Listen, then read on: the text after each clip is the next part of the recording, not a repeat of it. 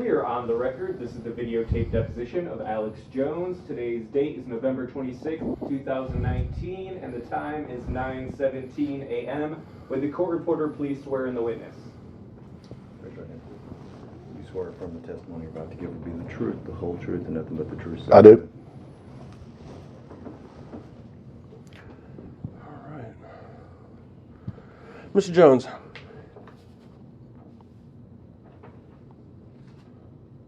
We doing that thing where you don't respond? Oh, objection, you just Mr. Jones. Is there... Yeah, I was trying to see if the witness would acknowledge, like, hey, good morning, how you doing? Anyway, whatever. Mr. Jones, you signed an affidavit verifying the discovery responses of free speech systems, right? Yes. Okay. Let's go ahead and mark that as Exhibit 1.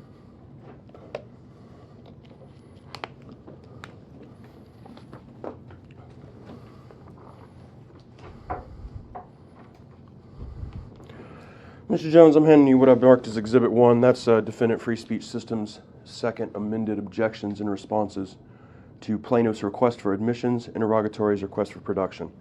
This is the discovery responses that you verified? I believe so. And you understand that by verifying a discovery response, you signed an affidavit in which you subscribed and sworn that these discovery responses are true and correct? Yes. Okay. Would you do me a favor and flip to page 3 for me?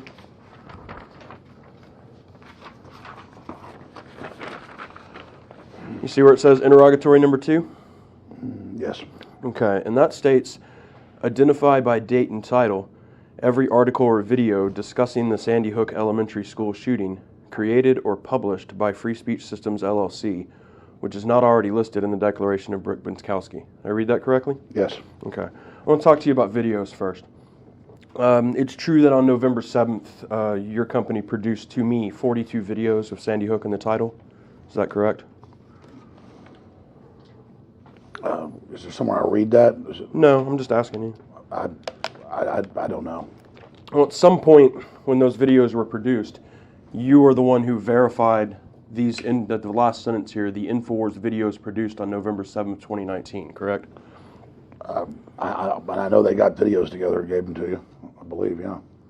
Okay, well, when you certified this is correct, were you certifying that that was the production of all videos in InfoWars possession that discussed or relate to Sandy Hook? I mean, I believe so. Okay.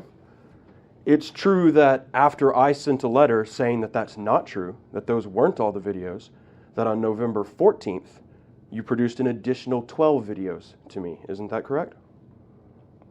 I don't remember. Okay. When you signed these interrogatory requests, again, the last sentence there says, and videos produced on November 14, 2019. You were involved in that process or you weren't involved in that process? I mean, I just said give them all the videos. You did nothing to verify that those were actually all the videos?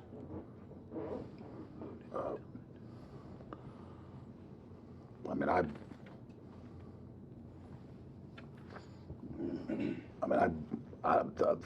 don't even really know how to pull those videos up. I don't understand all those computers, that type of stuff. Well, what I'm saying, Mr. Jones, is you signed an affidavit verifying these answers, and that these were the responses of Free Speech System. Are you telling me you didn't have anything to do with that? I relied on my attorneys and my crew. I said give them all the videos. Okay.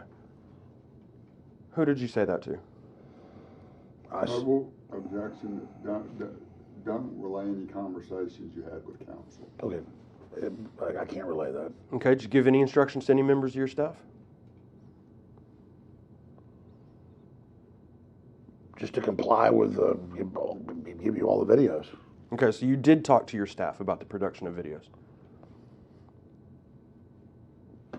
I guess in the previous 3 lawsuits by you, but I just say comply with it. I'm not doing that.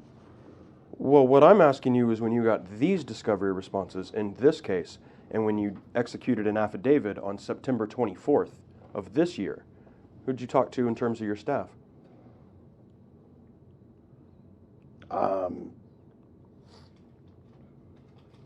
I don't think I even needed. I mean, they were given the information. I believe they had turned it over. I don't remember who I talked to. I don't think I may not have even talked to any of the staff. I just obviously supply with the discovery. Okay. Well, when those 54 videos were provided to me, that's not all the videos where InfoWars discussed Sandy Hook, is it? I don't know. What'd you do to try to find out? Well, I mean, I did go and I guess just last night and said, you know, in the computer, are there any other videos? And they did some searches. Rob Dew did, and was able to find stuff that wasn't under the name Sandy Hook. And he was there, and we put him on a USB drive. USB drive. Okay. And when you say he is there and you're pointing off camera, you're talking about your attorney. Wade Jeffries, yes. Okay.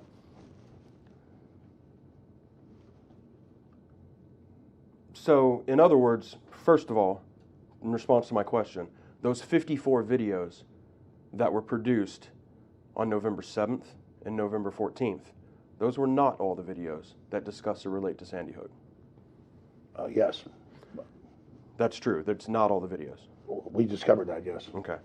And when you produced today, as I walked into this deposition room, a USB drive, how many videos are on that USB drive? I don't know. Okay. Is it your opinion that between those 54 videos previously produced and that USB drive you gave me today, that you have produced all videos in which InfoWars has discussed Sandy Hook? That was what I said last night. I said, find anything and give it to them. You didn't say that back when you were answering the discovery back in September? I mean, obviously, I said, we're not hiding anything. I said, give them all the videos. We didn't get all the videos, though, did we? I didn't know that till last night. Okay. And so right now, you can't say to me that I currently have produced from you all the videos from InfoWars that talk about Sandy Hook. You can't say that, can you? I mean, actually, I can't because that wasn't my job. But I told people to do that. So I'd be happy to look some more. When you say that wasn't your job, you're the person who signed a sworn affidavit saying that this had been done. Yes, I relied on my counsel and my crew. So in other words, this affidavit here, you flip to the last page with me, page 5. Mm-hmm. Do you see at the very end, the very last 2 lines? Mm-hmm. It says the answers are true and correct based upon his own personal knowledge and belief. These answers are not based upon your personal knowledge. You relied on somebody else. My personal knowledge of the lawyer and my crew doing it. And before we came here, we discovered this and had told you and produced it, supplemented it. Right. What I'm saying is here right now, you don't have personal knowledge to say whether these responses are full and complete and correct. I mean, if you want to be technical, it's possible there could be something somewhere. But to the best of my knowledge, we have given you what you requested. Let's not be technical about it. Let's be really accurate about it. Which is to say, if you wanted to find out if there were videos talking about Sandy Hook, how would you do that?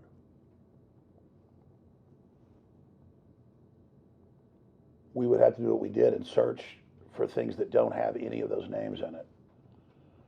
Because I started digging deeper into it, and I said, I remember a video or two, and so we took hours digging around and then found it under another name, and then produced it to you. Digging around in what? I don't understand. It's searching in the computer. What are you searching on the computer? Video files? Are you searching Yes. transcripts? Everything, trying to find stuff. Do you have transcripts of your InfoWars videos? No. Okay, so you're not searching transcripts. You're searching videos, right? Well, you search words too, because that's what the names are. But yeah. Okay, and so are you searching the titles? Yes. Okay, you searching anything else? No, it goes on titles. Okay, so if Sandy Hook isn't in the title, it's not in there. No, that's how we were able to find it. It didn't have anything really related to that. But I said I remember this video, and so we went and dug through again, and were able to. I forget the exact search term, but it was different. Okay, so there is a video that doesn't have Sandy Hook in the title that you asked to be produced. It was late last night. It was a couple of them. I believe what we produced them. You don't know what you did last night. How many videos there were? I don't remember the exact number. I think it was a couple. It was a couple. So I think it was multiple versions of the same one, and we just said, so what? Just put all the copies of it. And you're saying we discovered this because you remembered a video that didn't have Sandy Hook in the title, but that was talking about Sandy Hook. Yes, I remembered a title when I was going back over the paperwork, just double checking it, and so we went and called Rob Dew up to the office and went in there and searched through the computer.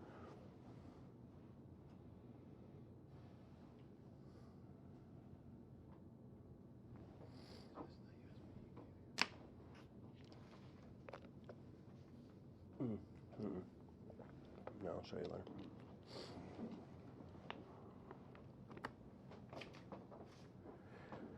When you do an InfoWars show, there's some sort of written record of that show. What the outline of the show is, what you're going to talk about, that exists, right? No. So what's a daily show log? What is that? Sometimes someone writes notes about topics that were covered, guests that were on, so that somebody can grab clips out of that and make a boil down a derivative of it. Right, so a daily show log is an outline of that day's show. List what happens the first hour, what happens the second hour, what happens the third hour, what happens the fourth, what segments, what topics are going to be discussed, correct? I would think of an outline as what somebody does before a show. So no, I would call it more of a primitive, maybe a log. Wait, so you're saying a daily show log doesn't occur before the show, it occurs after the show? It occurs during the show. Somebody is, as the show is being recorded, is writing down and creating an outline? It's live.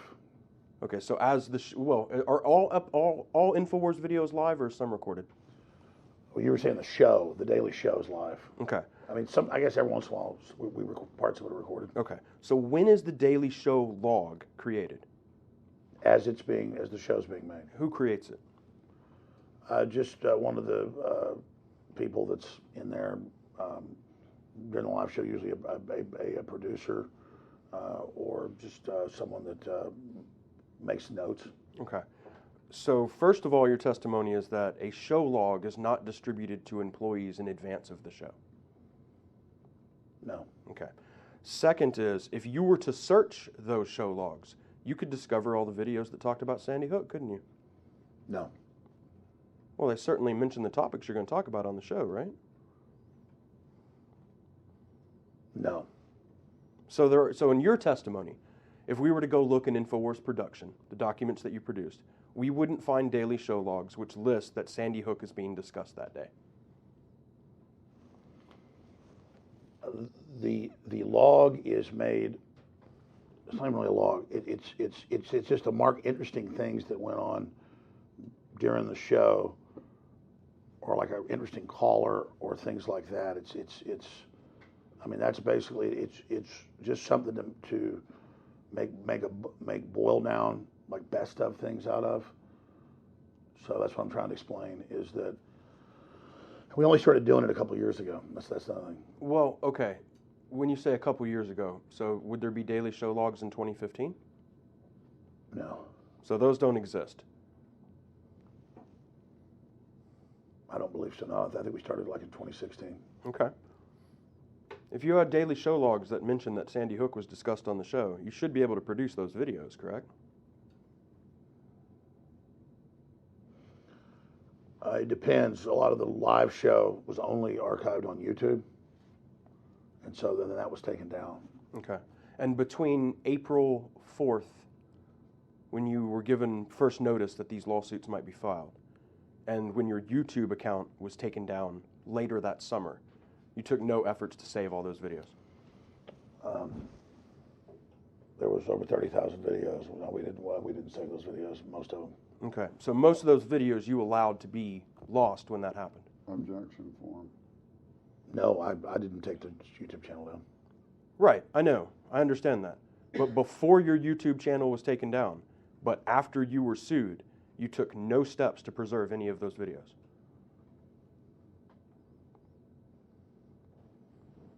We did. I mean, we did save the videos that we had on our servers.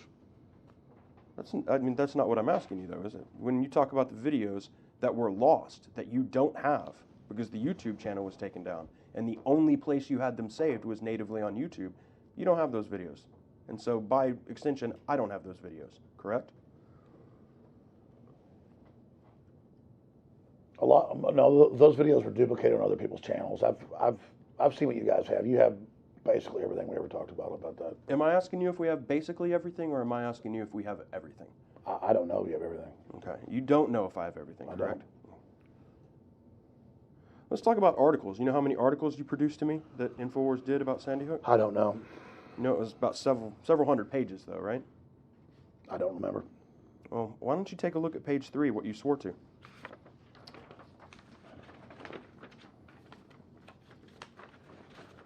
You see in response to interrogatory number 2, and you can tell me that there are hundreds of pages of news articles about Sandy Hook, correct?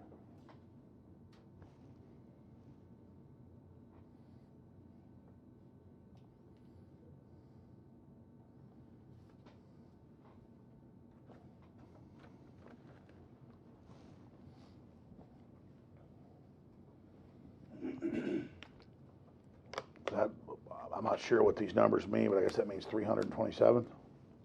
It's your answer, Mr. Jones. Why don't you tell me what it means? I guess that means 327. You guessed that it means that. You swore to it, but you guessed that that's what that is. Well, I'm not a lawyer, so I went off what I believe was best for my counsel. Okay, again, that answer is not based on your personal knowledge. You're just trusting other people. Well, you have to trust your lawyer because I don't have a law degree. Do you need a law degree to figure out how many pages of InfoWars articles you produced to me? I mean, I believe that means 327. It just has zeros in front of it. Have you ever looked at that? Yes, Before I read this. Before you signed this affidavit, swearing that this answer was correct, did you look at page 1 through 327? I remember it was there. Yes. Okay, so when you swore to this answer, you understood that 1 through 327 was InfoWars articles you were To producing? the best of my knowledge, yes. All right. When you were searching for articles, did you search for articles on the website as it exists now, or did you search for deleted articles as well? I don't really understand that question. Well, you understand that InfoWars has deleted articles from its website relating to Sandy Hook, correct?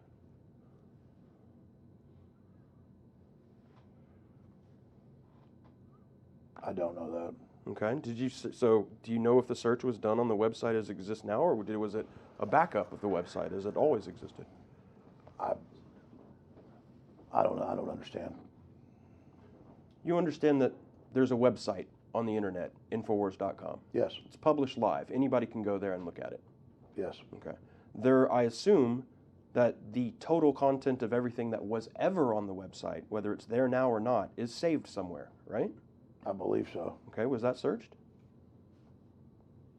I don't remember. Okay. Did the company search prisonplanet.com? I believe so. Well, it's strange because I don't have any prisonplanet.com articles, and you would agree with me that there has been Sandy Hook articles published on prisonplanet.com, right? But it's a mirror, so it's the same database. Okay, so you're saying that every article that's ever been published on prisonplanet.com relating to Sandy Hook was also published identically on Infowars.com? It's a mirror site, I believe so. Okay. Can you look on page 3 again for me at interrogatory number 4? That interrogatory, do you see it? Yes. Okay, that interrogatory reads, identify every method by which employees or agents of Free Speech Systems, LLC have communicated messages to other employees, agents, or sources concerning the subject matter of this lawsuit, including the name of any electronic application, program, or service used in such communications. I read that correctly? Yes. All right. If you flip the page onto page 4,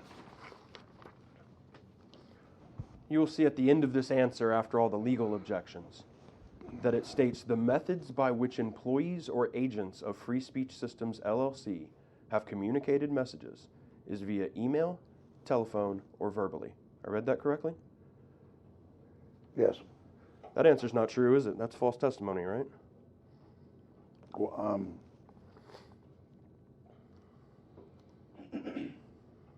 where is it?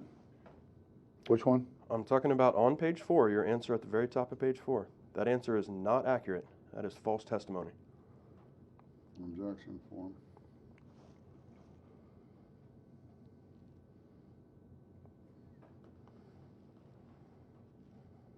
That's how we communicate.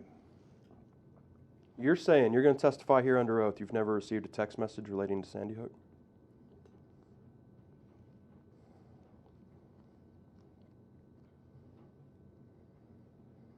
No, I searched my phone. There was nothing in it. I remember that. Yeah, there's no. Oh. Wait, let's back up and make sure we understand this correctly.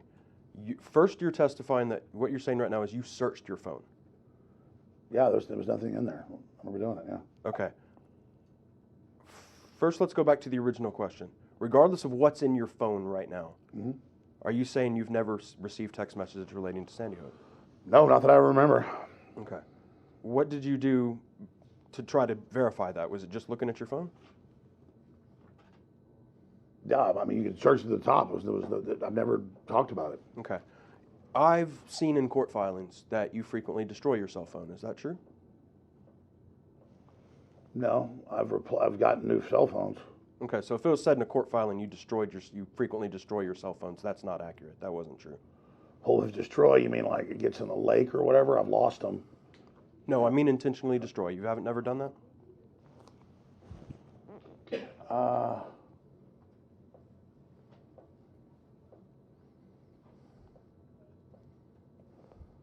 I guess I did get mad a couple of years ago and throw one or something against the wall. So I guess that is true. I have destroyed a cell phone before. Okay. When was the last time that you either destroyed or replaced a cell phone? I don't know, like 3 or 4 months ago, I got a new cell phone. 3 or 4 months ago? Mm-hmm. But it has the same SIM card, so it's the same deal. So you have, how far back do you have text messages? I don't know. Objection form. I don't know. So you're saying you never received text messages relating to Sandy Hook. Is your testimony the same that you've never sent a text message relating to Sandy Hook?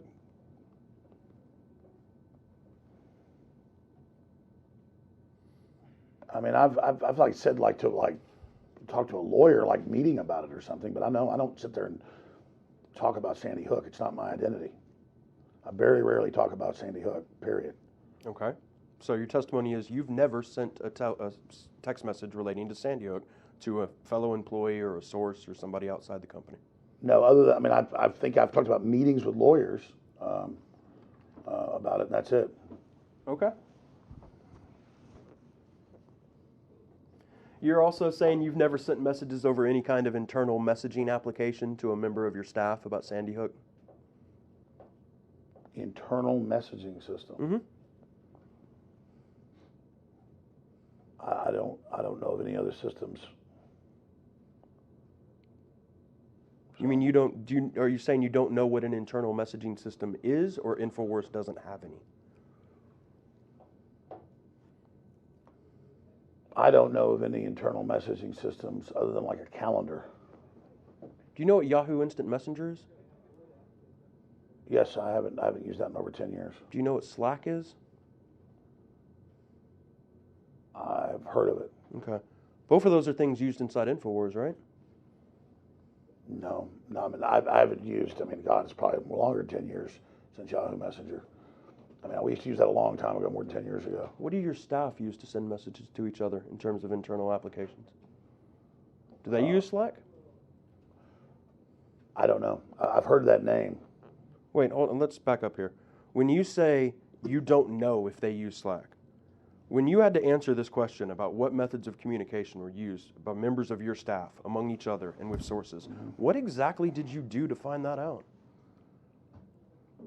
I mean, the only communications with Sandy Hook are like email and verbal and some guests on the show. That's not what I asked you, Mr. Jones. What did you do to find out what methods of communication your staff used? I talked to the staff, and I had the lawyer ask the staff to handle it. What members of staff did you talk to? Oh, I talked to like Rob Dew, and I Talk to Zimmerman. All right, let's talk about Rob Dew first. You asked Rob Dew, hey, how do InfoWars employees communicate with each other? What did he say? Objection form. It was just like, hey, give them all the Sandy Hook stuff. That's what you said to Rob Dew? Yeah, just like any type of communications on this, just, give it to the lawyer. How did that help you answer this question? This question is, what methods of communication were used? How did you answer that question? I asked, I know the modes of communication, like they talk through email, in person, and over the phone, stuff like that. You just told me you don't know if they use Slack or not, right? Well, when you said the word Slack, I've heard of that before. Okay, why is that not in your interrogatory response? Because I've never thought of that, and I don't even know they use that. I've heard of a bunch of other names too. Let's just make sure we have this really clear. When that question asked you to identify all methods of communication, including any applications, messaging programs, etc., you didn't make any steps to find out if there were messaging programs. You didn't do that. I've not used Slack. I've not seen anybody use it. Again, that's not what I'm asking you. I'm asking you for the purposes of answering these questions. You didn't do anything. Objection form. I did say provide anything about Sandy Hook. Right. So, for instance, there's some request for production. Do you see that? The next one is number 1, request for production. Yes. And it says all documents created, edited, or replied to by any named defendant relating to Sandy Hook and some other topics. Mm-hmm. You see that? So you told your employees to comply with that question, right? Yes. But when it comes to the previous question, when it comes to what methods of communication, you didn't do anything to identify those. I did. I believe counsel and the crew were doing that. Okay, so again, your answers that you swore to are not based on your personal knowledge. You just trusted that the counsel and the crew were correct, that it was only email, telephone, and verbally. Well, personal knowledge is that I believe that's what they've done. Okay. That's not true, though, is it? This answer is just not true. I don't know that's the case. Okay, so you don't know whether your communications have ever been by Slack or text messages among your employees. You have no idea. No, we checked the text messages. There's no Sandy Hook. Whose text messages did you check? I remember giving my phone to Zimmerman and to the other people and them going around and checking. That means you checked your text messages, correct? I checked it myself, and then Zimmerman did some type of more intense thing. Did more intense thing with what? With my telephone. With your text messages, yes. Correct? Mm-hmm. Okay. What about your employees? I told them to go through it, and that's what they said they did. Okay, so you're, in terms of trying to find out if there were responsive text messages from your employees to each other, you left it entirely up to your staff to go find those and know if there were any that existed. Yes, I told them to do that. Okay, and so potentially the employees who are implicated in some of the conduct that's alleged in this petition, they were the ones who were responsible for finding out if there were any text messages. No, it was the IT guy who went and did it. Wait, so your IT person went and searched all your employees' text messages? They talked to the lawyer and followed this. That's not what I'm asking you, Mr. Jones. I'm asking you, did your IT person search your employees' text messages, or did your employees search their own text messages? I know Zimmerman searched mine. I don't know. Okay. So when you answered this question about what methods have they communicated, you don't know if your employees have texted each other about Sandy Hook. You have no idea. No, I was told there was nothing there. Mr. Zimmerman told you that? Yes. Okay. So are you saying now that Mr. Zimmerman is able to represent whether there were text messages on all of your employees' phones relating to Sandy Hook? I don't know about all my employees' phones. Okay. I don't know that was what was even asked. Well, let's look at what's asked. It's right in front of you. Let's look at interrogatory number 4. Turn back one page to page 3. You'll see the question. It says, identify every method by which employees or agents of free speech systems have communicated. So it is asking for every employee or agent, is it not, Mr. Jones? Mm-hmm. And that was not done, right? No, I remember them checking in. They said there's no text messages. Okay, let's make sure we have this clear on the record because you've given a couple different answers. You were saying that all of your employees' text messages have been checked for Sandy Hook material. I believe that that was being handled by the lawyer and by Zimmerman, and I believe whatever was found was turned over. If anything, I don't know. Okay. Was anything turned over? I don't know. All right.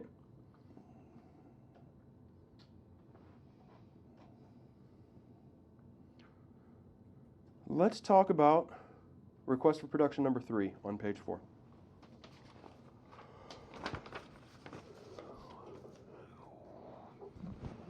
This request sought all documents reflecting disciplinary action taken against any employee of Free Speech Systems, LLC for publication of false information or for breach of journalistic ethics between December 14th, 2012 and April 18th, 2018. Your response is none, correct? Yes. Okay. Give me tab 2.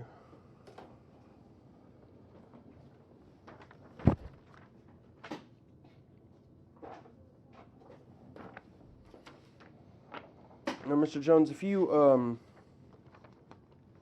see, if you look on page 2,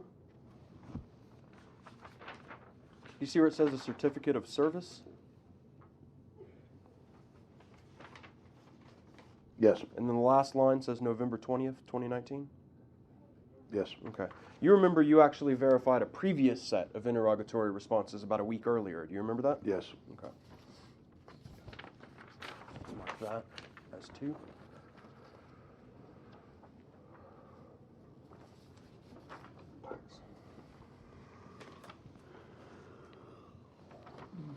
Okay, Mr. Jones, I'm handing you what I've marked as Exhibit 2, which is the previous set of interrogatory responses. And what I'm interested in is if you go to page 4 and it bleeds on to page 5, is the answer that I'm interested in. I noticed that you had a different answer before that you changed to say none. And I want to ask what the difference between these two answers are. So I'm going to read for you. If you see at the bottom of page 4, do you see that same question? All documents reflecting disciplinary action in request for production number 3? Yes. Okay. And if you turn the page, you'll see your answer is on the back there on page 5. And do you see the highlighted portion that states, free speech has never knowingly published false information in breach of journalistic ethics and thus never had any reason to take disciplinary action against any employee? Mm-hmm. You see where it says that? Mm-hmm. Okay. And then you changed your answer in amended response to just say none, correct? I need to. Is this the amended one? That's the amended one, yes. Yes. Okay. This statement in the first response, that free speech has never knowingly published false information, is that statement still true, or are you trying to say by changing it that that statement's not true? No, we're just making it simpler here. Okay. So this statement here, you still stand by, free speech has never knowingly published false information in breach of journalistic ethics? Absolutely. Okay. And thus you've never had any reason to take disciplinary action. You agree that that's true under your testimony? Yeah, not for someone lying. Okay. So you admit free speech has published false information before. It just hasn't done that knowingly. Objection form. Go ahead. We made mistakes before. Okay. And you just didn't, it'd be different if somebody did it knowingly. Yes. Okay. And the only reason you'd take disciplinary action is if someone knowingly published false information. No, I mean, if somebody was messing up a lot as well, would they have issues? All right, so there'd be other reasons you might take disciplinary action in addition to it being knowingly published, right? Sure, like people not being lazy or something. There's a lot of things. Sure. So people have been careless in the past and let false information get to air before, haven't they? I don't think that's a fair statement. You don't think somebody's made a mistake at InfoWars before? I think people make mistakes. I don't think that people have been careless. You don't take disciplinary action, though, for mistakes, correct?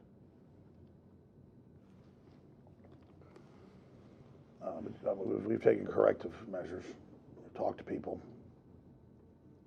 Okay, so when it says here, you've never had any reason to take disciplinary action against any employee, that's not true. Objection form. Not for journalistic reasons. Not for journalistic reasons, did you say? So you've taken discipline with people that had nothing to do with the reporting of the news. Yes. Okay. But in terms of things that have happened at InfoWars with reporting of the news, nobody's ever been disciplined for anything that's happened at InfoWars. Not for knowingly putting out false information. It's not what I'm asking, Mr. Jones. We had just talked that there are other situations besides putting out knowingly false information. When people are reckless, careless, they make a mistake they shouldn't have made, they're incompetent, they're lazy, and as a result, false information gets published. Has somebody ever been disciplined for that? Objection form.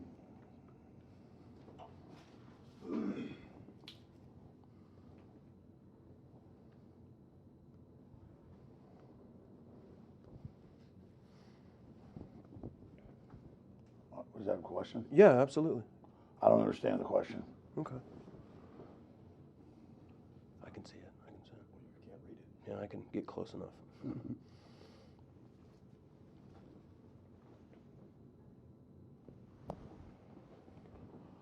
Besides putting out knowingly false information, if somebody was reckless, careless, they made a mistake, they were lazy, they were incompetent, and one of those things caused false information to be published, there's no discipline taken for that. Objection form. I mean, there's been discipline when people have done things that are wrong. It's just that we never had anybody that we know knowingly lied. So I think that's what we're saying. No one's ever been disciplined for where someone knowingly lied about something. Okay. Well, what I'm asking is, if somebody was reckless, careless, incompetent, lazy, did a bad job, and it caused false information to be published, not knowingly, just reckless, has there ever been discipline taken for that? I don't think. Objection form. Not under your definition of reckless. What's your definition of reckless?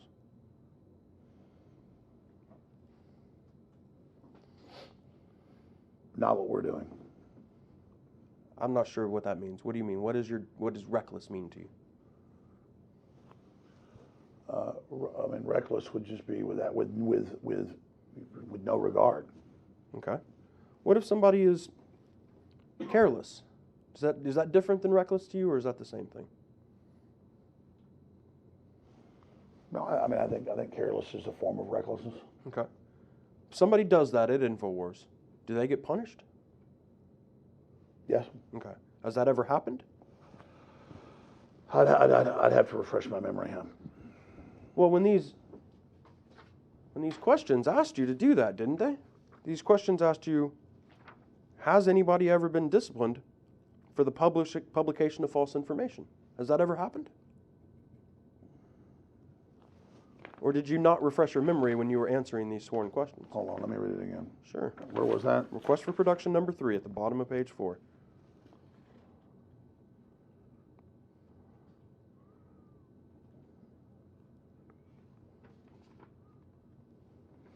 I don't know about between those dates. It just all kind of blurs together. Couldn't give you an accurate answer. Did you go and try to find out? Yes, we did not find anything in writing about that. Okay, so between those dates, 2012 to 2018, the last 6 years of your business, you were unable to locate any examples of you taking disciplinary action against an employee related to the publication of false information. I don't think nothing verifiably false, no. Was there disciplinary action taken for something that was probably false that you couldn't verify?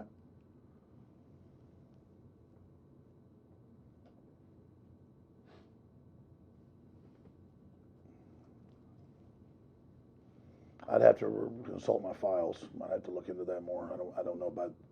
That's a different question. Okay.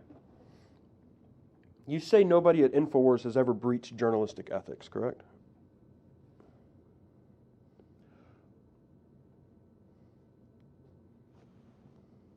We're mainly punditry and opinion. Journalism is a very small part of what we do.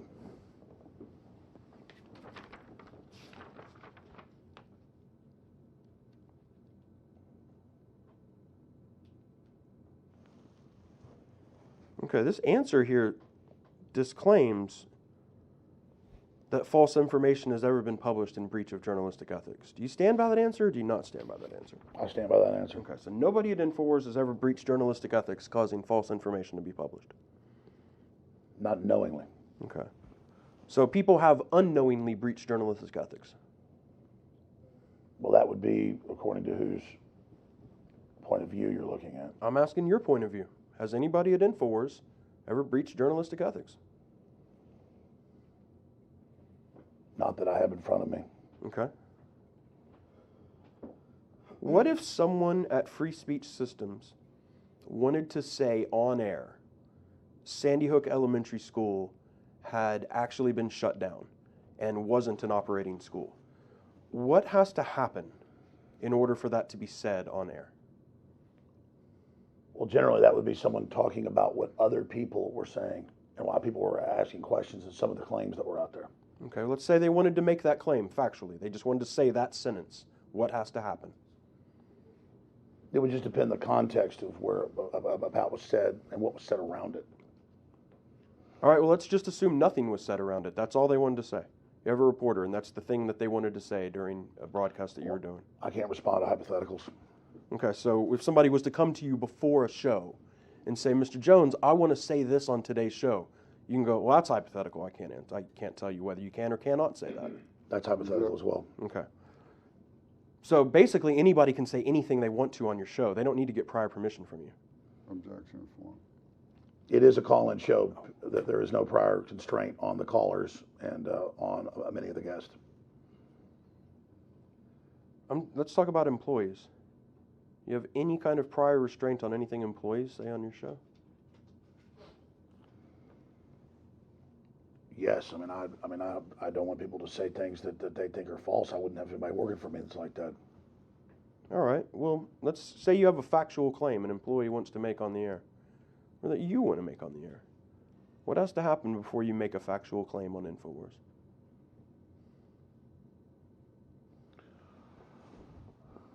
Well, if we publish an article saying it's definitive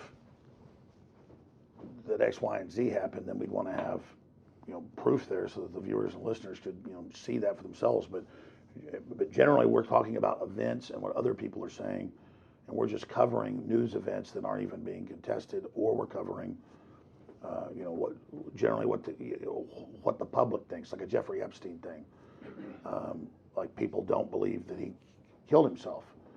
And would people be sued for that? I mean, the government says that he did kill himself.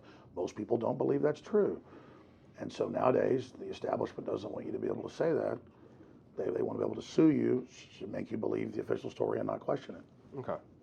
But it's not working. Let's put a pin in Epstein. We'll definitely come back to Epstein. Definitely want to talk about that today. But I want to talk about when a factual claim is made on InfoWars, and you say, we'd like to present proof so the viewer can have it. You obviously don't present proof of every factual claim made on InfoWars, right? Most of what we do is not factual claims. Well, for instance, if you were to get on the air and say something like, Roger Stone lost his criminal trial, you wouldn't need to present your audience with proof of that because everybody knows what happens in that case, right? Yes. Okay. But there might be some claims that you make, things like Sandy Hook Elementary School wasn't an operating school. If somebody wanted to say that, what kind of proof would you need before you could say that on InfoWars? Objection form. Again, if I'm covering what other people are saying that Google showed that it was an operating school, that nothing was being delivered there, then that would be why we were covering. People believe that. Okay, so your opinion is that if you're repeating a factual claim made by somebody else, you don't really have to fact check that. I'm not even calling it a factual claim. Okay, what would you think Sandy Hook is not an operating school? You think that's an opinion? I don't know the context you're speaking about it in. I'm just saying right now, if I said to you, Mr. Jones, Sandy Hook wasn't an operating school. I believe it was torn down. That's not what I'm asking. Oh, I'm confused. I see that. I'm asking you, if I said to you, right now, I'm going to say it to you right now, Mr. Jones, Sandy Hook wasn't an operating school. Did I just make a statement or did I just make an opinion? I think that's your opinion. Okay. So those sorts of statements can be said on InfoWars without fact-checking. Objection form. I don't know the context. Get it all on today. Let's say an editor at InfoWars publishes a false accusation that a private individual is a criminal and publishes that accusation based on anonymous sources whose identity cannot be verified. Is that okay at InfoWars? Can you say that again? Sure. Let's say an editor publishes a false accusation that a private individual is a criminal and publishes that accusation based on anonymous sources whose identity cannot be verified. Is that okay at InfoWars? It would depend on the context and who the source is. Well, I've just told you the source cannot be verified. Is that okay? Well, that's what the so-called journalists do all the time. Do they? And the New York Times, everybody, they say that they've got the proof that Trump's a Russian agent, but it never was there. Okay. That's not good, is it? No, it's not. No, it's not. So relying on an unnamed, unverified, can't even figure out who they are source, that's not okay.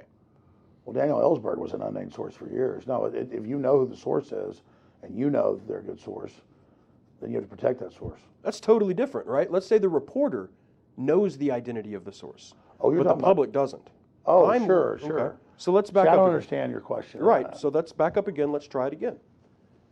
Let's say an editor publishes a false accusation that a private individual is a criminal and publishes that accusation based on anonymous sources whose identity the reporter cannot verify.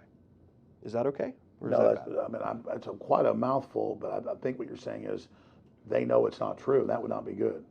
No, I'm just saying they don't know who the source is. You just said it up front. It was. Say that again. Sure. An editor publishes a false accusation. It's just wrong. Just publishes somebody else's accusation that somebody's a criminal. And that person they're relying on for that accusation, they have no idea who that person's identity Well, I is. wouldn't do that if I knew it was false. So you're putting that up front. So I would not go with something if I knew that it was false. Let's try it one more time. We'll reword this question for you, okay? Let's say an editor publishes an accusation that someone is a criminal, and in doing so, they relied on a source whose identity they cannot verify. They have no idea who it is. It's a totally anonymous message they got. And then it turns out that that reporting was false. Is that okay? No, it's not. Okay. You would take disciplinary action if that happened. Yes. Okay. Now, what kind of disciplinary action would you take? I would generally just fight at something like that. I'd probably let them go. Okay. Now, when Kit Daniels ran an article accusing an innocent young man of being the Parkland mass murderer based on anonymous sources, which he could not verify, you didn't fire him, did you? That individual's name was not put out, and it was from another site, and it was pulled down, and then the individual reported themselves and their name into the record, but Kit did not do that on purpose, and it was on thousands of publications. He intentionally, on purpose, reported an accusation of a crime based on an anonymous source whose identity he could not verify. Correct? No, it appeared to match the information that was also on other sites, but it was incorrect. That's why we took it down. What sites are you talking about? It was a long list of sites. It was all over the internet. Before Kit Daniels published it? Yes. That's your belief? That's why I remember. I have the best of my knowledge. All right. Kit Daniels testified that he just found it on 4chan and saw it in a tweet by an anonymous Twitter account. Well, I don't remember that. So Okay. If that was true, though, if he just relied on two anonymous sources whose identity he could not verify, that's a fireable offense, isn't it? Yes. I believe there was more, but yes, that's not good. You didn't take disciplinary action against any employee involved in the false reporting on the Chobani Yogurt Company that you publicly apologized for, correct?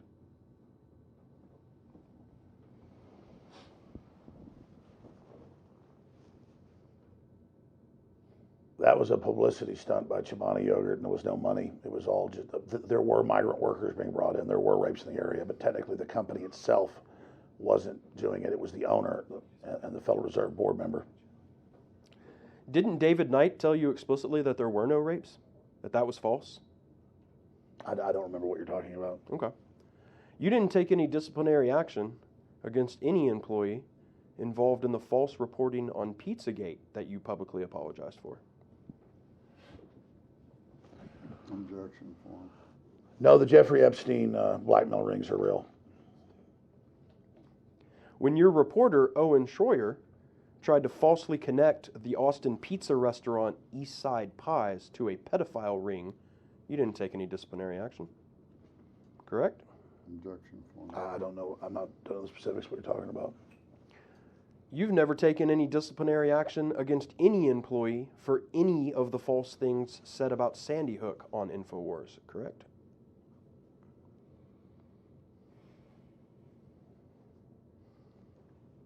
Objection form. I don't understand. I'm not sure what you're getting at. Really? About you don't? Is it the question, or is it the subject matter of Sandy Hook? Is that too broad, or what do I need to clear up for you here?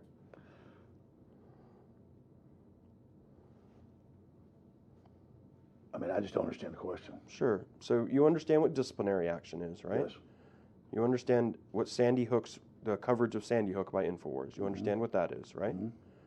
So you've never taken disciplinary action against any employee for any of the false things that have been said on InfoWars about Sandy Hook, correct? Objection form. We have questioned public events like any American has a right to do under the First Amendment. Are you saying you haven't said false things about Sandy Hook on InfoWars? I have covered the internet and others questioning the anomalies around it. And you've told me in testimony back in March, you said there are things that you said that were not true, were inaccurate, you were wrong about. And I've discovered later things that people were saying, anomalies have been cleared up, yes.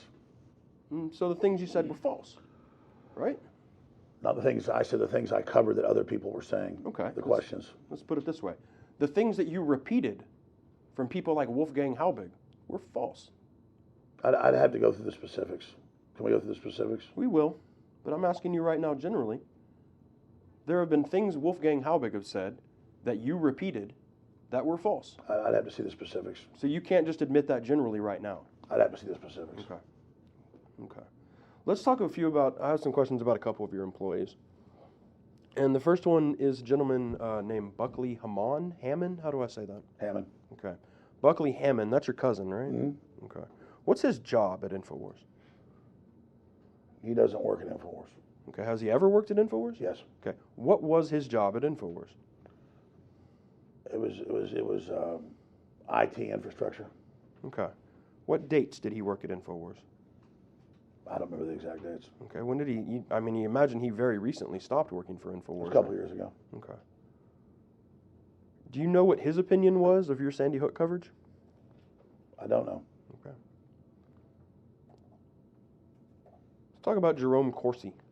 In 2017, you hired Dr. Corsi as your Washington bureau chief? Yes. Okay, that didn't last very long though, did it? No. Okay. You two had a falling out? Yes. Dr. Corsi, that's someone who has told you their opinions about you bringing up Sandy Hook over and over, right? I don't remember. Okay. So you don't recall any conversations you might have had with Dr. Corsi in which he talked to you about you repeatedly bringing up Sandy Hook? I don't ever remember that, no. Okay. Daria Karpova? Who is that? That's a radio producer. Produces, so you have your show goes out on syndicated radio, correct? Yes. Okay, so she does a job that is tailored towards having that show brought to radio. Is that right? No. Okay. Describe her job functions for me. Producers in TV are the people that pay for and run the production. In radio, it just means the person that answers phones and sets guests up and does that, like the technicals of the show. Okay, so when she sets guests up, she does that for radio, but not for the web broadcast? It's simulcast of radio and TV, but it's really a radio show. So what it is a technical director. Okay. It's just in radio, it's called producer, so that can be confusing. Got you. Okay. Now, Daria Karpova, that's the same person as Daria Ruskaya? I don't know. Okay. When did Miss Karpova start working for you? I think about 4 years ago. Okay. Still working for you now? Mm-hmm. All right. What about Roger Stone? Is he an employee of yours? Nope. Has he ever been an employee of Yes. yours? Okay. When did he stop being an Or employee? no, he's a contractor. Okay, so he's a paid contributor in some Yes. way. Mm-hmm. Okay. And just let me give you a little instruction to caution, because I know we have a court reporter here who is having to write everything down. And if you jump on my question, it makes it really difficult for Got me it. to write that down. Can we take a break? Yeah. Yeah, we can take a break. Going off the record at 10:12 a.m.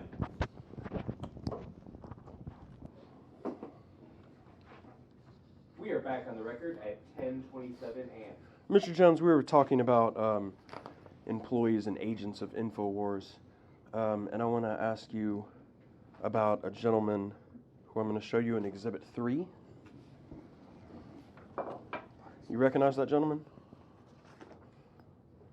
Dan Badandi. Yeah, can you hold that up for the camera for us?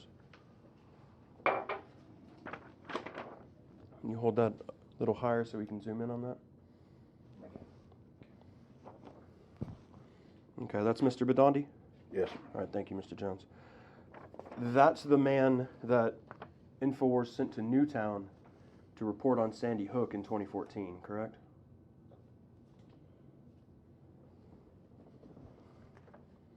Well, he lived up there, so he went and covered it. He lives in the Boston area, correct? Yes. Okay. So InfoWars sent him to Sandy Hook to cover it in 2014, right?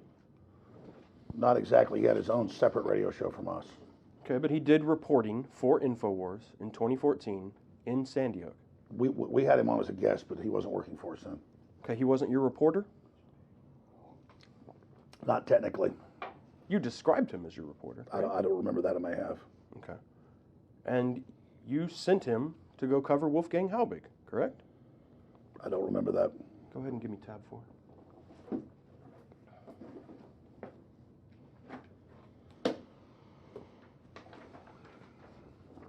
Mark that for me.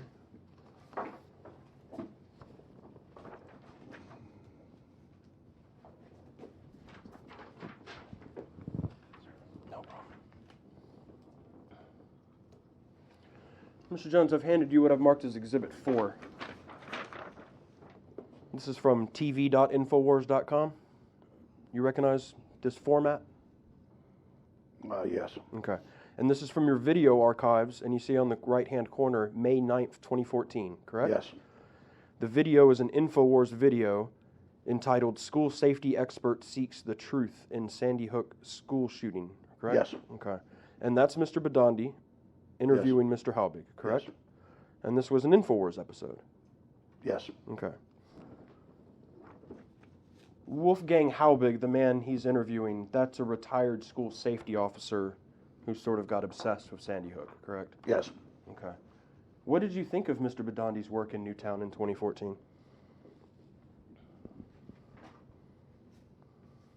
I did not follow a lot of it. Okay, when you did find out about it, what was your reaction? What did you do? Objection form. I don't remember the specifics. Okay. When you testified back in March, didn't you say that you had seen what he did and had a reaction to it? Are you talking about this report? I'm just I talking don't remember about this report. I'm just talking about his work in Newtown. What did you think about his work in Newtown in 2014? I don't remember the exact year, but I remember telling him, "Do not, you're not reporting for us, and stop using the MITE flag." And I told him, "And stop, don't come on the show. I mean, I don't like your demeanor, and you don't represent us." I do remember that. I'm not sure the year. Okay, give me tab 5.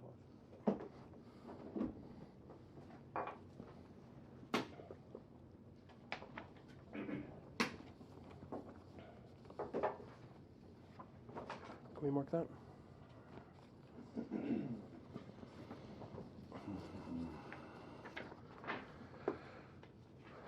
Okay, Mr. Jones. Okay, Mr. Jones. You sent Dan Bedondi back to Newtown in 2015, didn't you?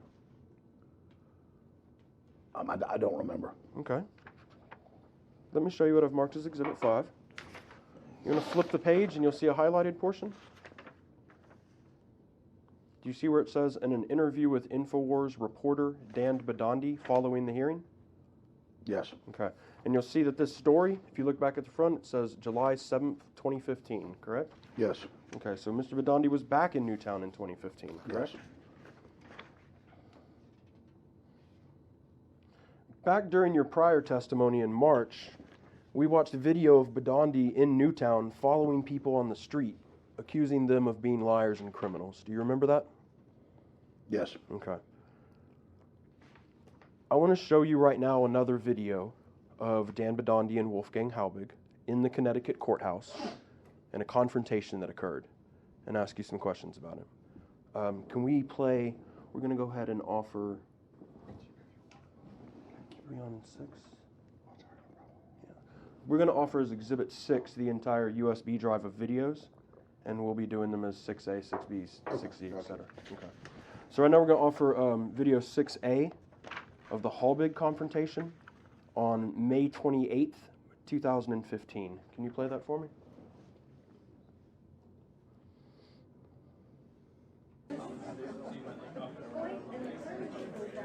Attorney Frank, are you satisfied with the decision? Mr. Frank, are you satisfied with the decision? Of course, he's not going to answer. All right, so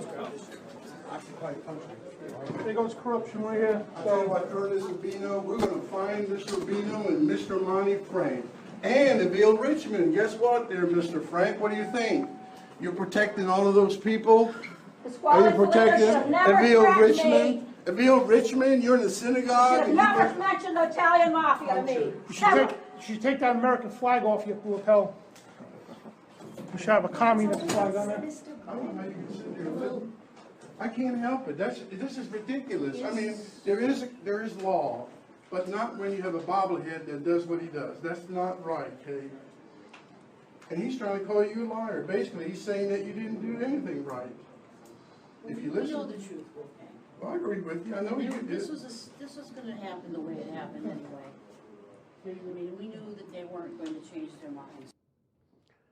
Mr. Jones, when Mr. Halbig was yelling that he is going to find Avil Richmond and find Mr. Urbina, do you remember his accusations about Avil Richmond? No, I don't. All right, Mr. Halbig told you that Avil Richmond wasn't dead. Do you remember that? No. Okay. Mr. Halbig claimed there was another little girl in the town that was actually Avil Richmond, and that he was stalking that girl's parents, the Urbinas. What do you think about that?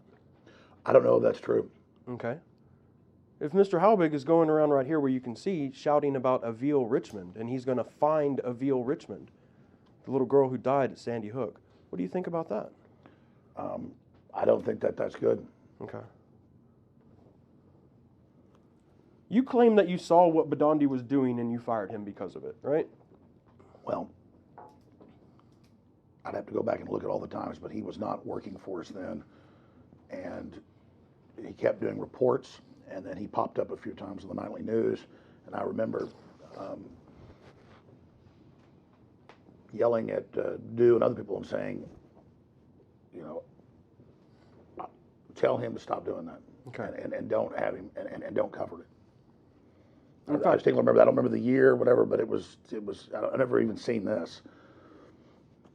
okay, and you've said that Bedondi was not working for you when he went to Sandy Hook, right? You've testified to that before?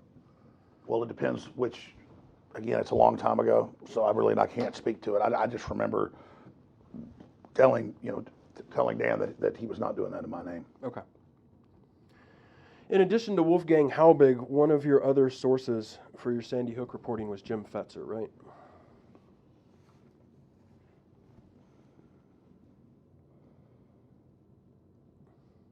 Not one of mine. I remember it's a long time ago, but Really? You didn't testify to that in March, that Mr. Fetzer was... I mean, he was one of the people questioning it. and one of your sources for Sandy Hook coverage, correct? I don't remember what I remember. I don't think he was on my show. Didn't you testify that Mr. Watson was telling you that Mr. Fetzer was bad? You shouldn't be relying on him? I remember Paul saying he didn't like Fetzer. I do remember that. Okay. Mr. Fetzer is a retired professor and a rabid anti-Semite, right? I don't know that. You didn't know Mr. Fetzer was a rabid anti-Semite? No, I don't know that. You didn't know that Mr. Fetzer thinks the Jews did Sandy Hook? No, I don't know that. Just like he thinks the Jews did 9/11? No. Okay.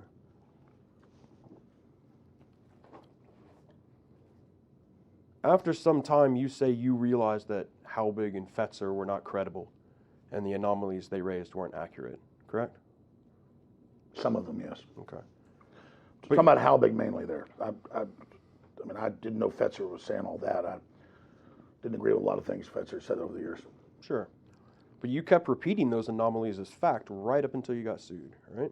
Objection form. Nope. Okay. You remember at the end of the 2016 election, there was some media coverage about how you had said on your show that Trump had called you and to thank you for your help in the election? Mm-hmm. And some of those mainstream media sources were, kind of trying to pile on you about that. Do you remember that? Yes. Okay. 2 days after that happened, a woman named Erica Lafferty. First, let's back up. Do you know who Erica Lafferty is? No. Okay. She's the daughter of Don Hopspring. She's currently suing you. You don't know who she is? I've never talked about her. Okay. She's been talked about on InfoWars, though. You didn't know that? I don't know. Okay, and you didn't know that she currently is the named plaintiff in a suit against you in Connecticut called Lafferty versus Jones? You didn't know that? Oh, I've seen that name, yes. Okay. Well, 2 days later, Erica Lafferty wrote an open letter to Trump about you. Do you remember that? Nope. You don't remember a letter in which Miss Lafferty wrote on behalf of the victims saying to Trump, please disavow Alex Jones. Don't associate yourself with Alex Jones. You don't remember I do remember a letter about that. Okay. Let me see tab 7. All right. Can we mark that?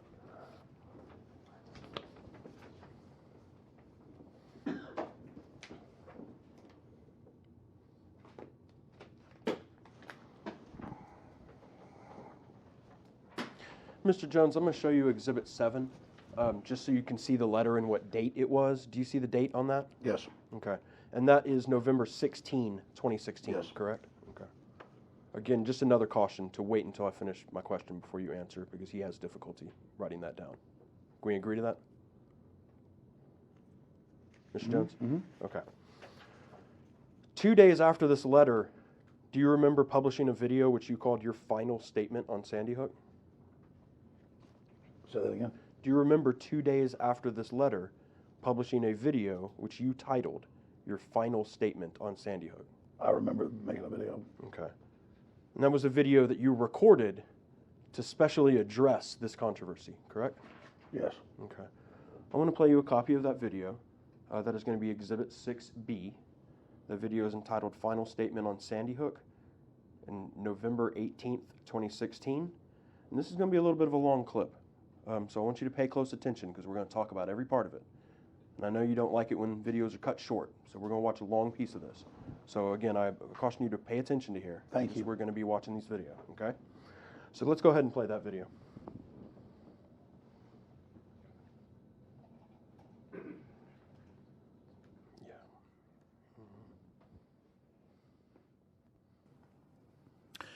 Number one, the day before this tragic event happened, an email was sent out by Bloomberg's anti-gun group saying, prepare for a big event. But the biggest piece of evidence, the smoking gun, if you would, of a cover-up, of whatever really happened, is the Wayback Machine, the Internet Archive. We see Sandy Hook's Newtown website, K through 12, having zero traffic, 2008, 9, 10, 11, 12, and then all of a sudden, it just explodes. It's impossible to have zero traffic to a K through 12 entire school system. And the word is that school system was shut down for those years. That's what the records show. But they tell us it was open. I don't know if the moon landings were faked, but I don't put anything past these anti-gunners. And early on that day, we watched footage of kids going in circles in and out of the building. You'd be running them away from the building. Emergency helicopters weren't called. Instead, porta potties were prepared for the press within hours of the event. I saw the helicopters that did respond, the police helicopters, saying that there were men or a man in the woods in camouflage. The media later said that was a conspiracy theory. So early on, I'm like, well, I saw local news of the guy in the woods, and they took him in custody. Now they're saying it never happened. So that shows there's some of a cover-up happening. And then I saw Anderson Cooper. I've been in TV for 20-something years. I know a blue screen or a green screen. Turn, and his nose disappear. Then I saw clearly that they were using footage on the green screen, looped, because it would show flowers and other things during other broadcasts that were moving and then basically cutting to the same piece of footage.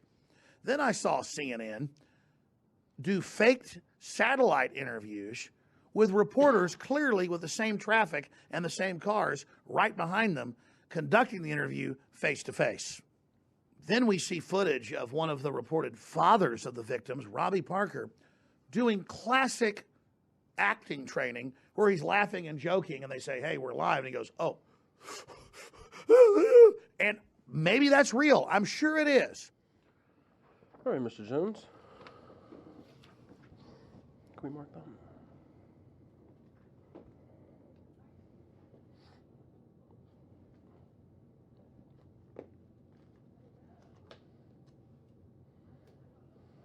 Okay. Mr. Jones, I'm handing you what I've marked as Exhibit 8. It's a screenshot from the video. Could you hold that up for the camera real quick? Okay, can you hold that up again? All right, thank you. This part of the video dealt with the Wayback Machine, correct? Yes. Okay, you said it's the biggest piece of evidence, the smoking gun. Explain to me what you meant by that.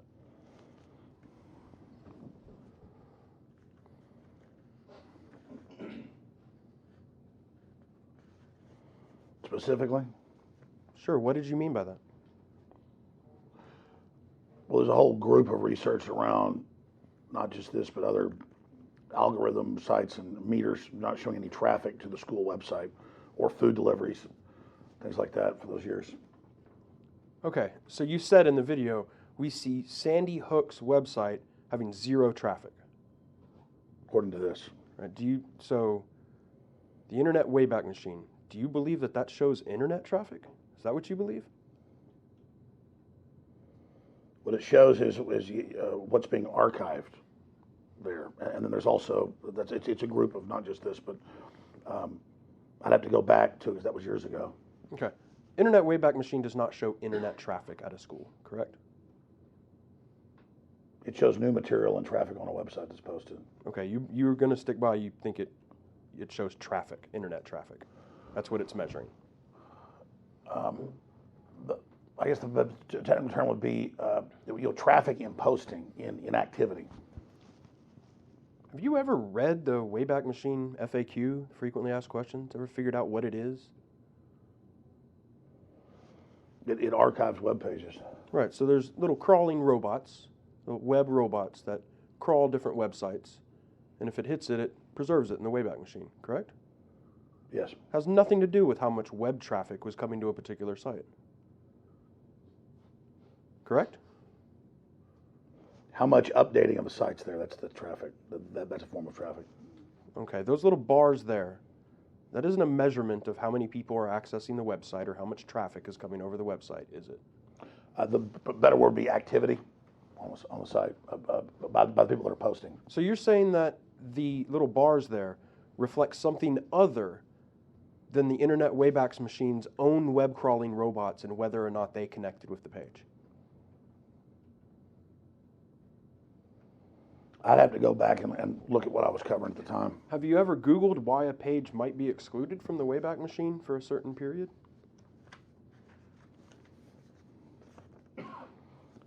There's things like if they blocked a robot, the spider. Yeah, and so have you checked to see if that was done? This was years ago, Mm-hmm. and I was also speaking in general about not just the Wayback Machine, but the updating of the site, the traffic to the site, and food deliveries to the site. It was a whole group of things. This was could have been better said. Okay, but you said that's the smoking gun, right? The Wayback Machine and the traffic to the internet? That's what you said? Well, not just this, that whole group of things. Okay, so let's talk about the other things. That was an oversimplification. You say there's things showing that there's no traffic coming to the school. What are you talking about? I'd have to pull that up. This was years ago. Well, I think you could pull it up pretty easily because it comes from Jim Fetzer's book, right? You could just open up Jim Fetzer's book. I've never read Jim Fetzer's book. Mr. Jones, I'm going to caution you again. Please wait till I answer a question, because as you can see, it's very frustrating for this man. And he's not here affiliated with any party. He's a private person who's paid to provide a service. He's coming here to try to write all this down so we have a good record. So let's try to behave in the deposition. Let me finish my questions. You didn't check any other Connecticut school district websites, did you? Because they all look like this, don't they? I don't remember. Well, let's say, hypothetically, if you had gone and you had seen that every other Connecticut school district website looks just like this, it'd be pretty irresponsible to go on the internet, go on your web show, call this the smoking gun, wouldn't it? I was predominantly talking about the other information, but I have to go back and get that. Okay. Have you seen Ms. Binkowski's declaration filed in this case discussing all this? You looked at that? I've read over a lot of papers. I can't keep track of it all. Okay. Have you read anything about this, about the Wayback Machine? I was speaking of a whole grouping of things, not just this. That's not what I'm asking you. I'm asking you if you ever read any documents in this case about the Wayback Machine. I don't remember. Okay. What you said right after that is the school was shut down for those years. That's what the records show. Correct? Correct? I'm sorry, is he done? You can answer as long as I'm not talking, Mr. Jones. Okay, what was the question? The question is, you said right after that, the Wayback Machine discussion, you said the word is that school was shut down for those years. That's what the records show. That was your argument, correct? I'm specifically talking about the other articles I was talking about, yes. That's what I'm asking you about right now. Mm-hmm. Those records, what are you talking about? I'd have to go pull them up. And you haven't done that? No, not recently. You've been under lawsuit now for over a year on Sandy Hook related cases, multiple cases, and you haven't done anything to go try to find what your sources for these claims are, have you? I've done a lot of work. Well, you were asked in interrogatories, weren't you, to identify your sources for all your Sandy Hook claims, including this one? You were asked that, right? I don't remember. Okay. You don't remember saying you couldn't figure out what your sources were? Is that what you're saying? I don't understand. Well, let's just ask you right now. Are you able to figure out what your sources are? Yes, I could specifically, now that I understand what you're asking, I could go find that. So if I wanted to know, when you say the records show that the school was closed down, you could produce those records. I could show what I was talking about at that point. Yeah, or you could produce whatever you were relying on as your source, right? Now that you've specified. You haven't done that, though, have you? I don't have a law degree. Okay. If you were asked the question, produce to me your source or records or information that you relied on to say the school was closed, that's something you could do. Yes. I don't know if it would be what you're looking for. I mean, look, if you had records or some sort of information, some sort of source showing the school in America's most horrifying school shooting was actually closed, you'd probably save that somewhere, right? Well, I specifically mentioned I remember what people were pointing out, what was going on. I'm asking you if you would have saved that stuff.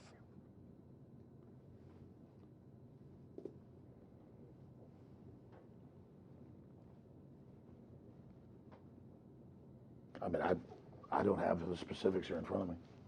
I'm not asking what you have in front of you. I'm asking you, when you had information that the school shooting that is the most famous in American history actually occurred in a school that was closed down and wasn't an operating school, did you save that information? You know, I don't remember. It's a long time ago, almost 7 years ago. Okay. You remember we saw in that video a piece of video footage of what you claimed at the time was kids going in circles, correct? Yes. Okay, that's not accurate, right?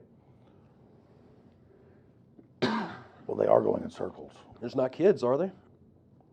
I believe they were kids. Didn't we look at that in your last deposition and you agreed with me those are not school-age kids, nor is that the school? I believe later there was also some stuff at the fire department. I have no idea what you mean. What I'm asking you, Mr. Jones, is didn't you agree with me that that video does not feature school-age children, nor does it feature Sandy Hook Elementary School?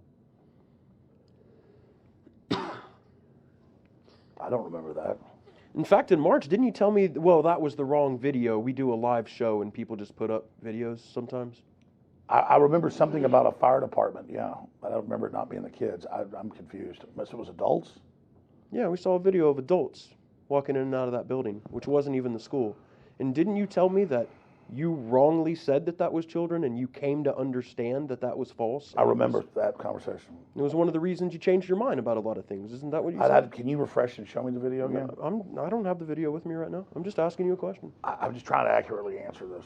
Sure. Well, we saw the video right there, right? We saw the video of them going in and out of circles, out of the school. It was pretty far away. I think that's the same video. Right, and you told your audience that was the school, and that was not true. I don't remember the specifics, but I do remember I think that was something there was wrong. And that's another thing that you got from Jim Fetzer and Wolfgang Halbig, correct? I didn't really get anything I remember from Fetzer. Okay. When you talked about emergency helicopters weren't called, again, you've testified you were relying on Halbig and Mr. Fetzer, right? And I remember doing some research in the news, and that was pointed out. I'd have to pull that up, though. Okay, the truth is, you had no idea where emergency helicopters would be coming from, and you had no idea if they could have gotten there faster or gotten a patient to the hospital faster than an ambulance, right? I was relying on the fact that Halbig was a recognized expert on national television at that time, but at the beginning, and that he was credible. Right, you did nothing to corroborate that. You just relied on Mr. Halbig. I don't remember back at the time. Can you get me tab 12?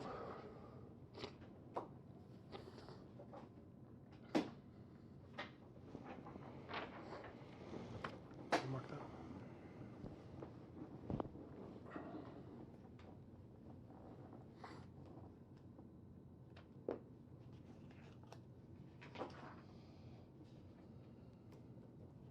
Okay. Mr. Jones, I've just handed you Exhibit 9, which is a screenshot from your video. And you remember this bit about Nancy Grace and Ashley Banfield doing a split-screen interview? I do. Okay. And actually, give me tab 13.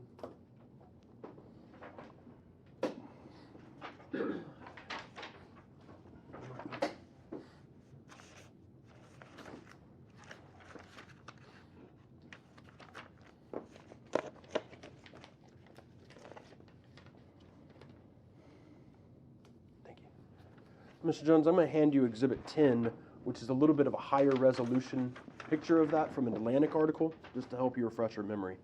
Do you remember that bus going behind them? I remember the story. It was that they were at the same location. Yeah, explain what you think's going on here. Well, I'm not saying they're staging Sandy Hook. I'm saying it's just they were staging that they were at different locations. Were they staging that they were in different locations? That's what I believe the report was. Do you see how at the top of the picture here you have little boxes that say where they are? Are they in different places? Or do they both say Phoenix?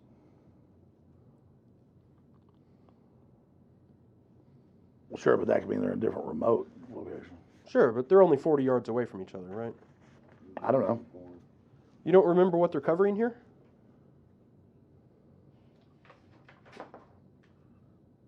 No.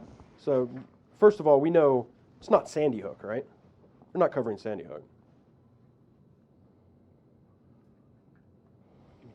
Looks like this says something different about captives and brothers held. Yeah, they're just going over some news headlines in the moment, but you don't know where they are in Phoenix, why they're in Phoenix? I don't remember. It's a long time ago. Let's mark that.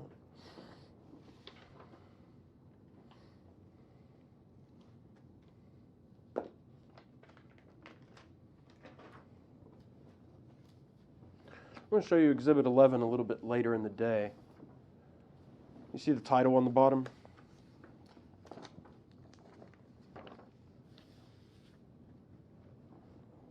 About jury deliberations? Yes. You remember the Jodi Arias murder trial? You remember No. that happening?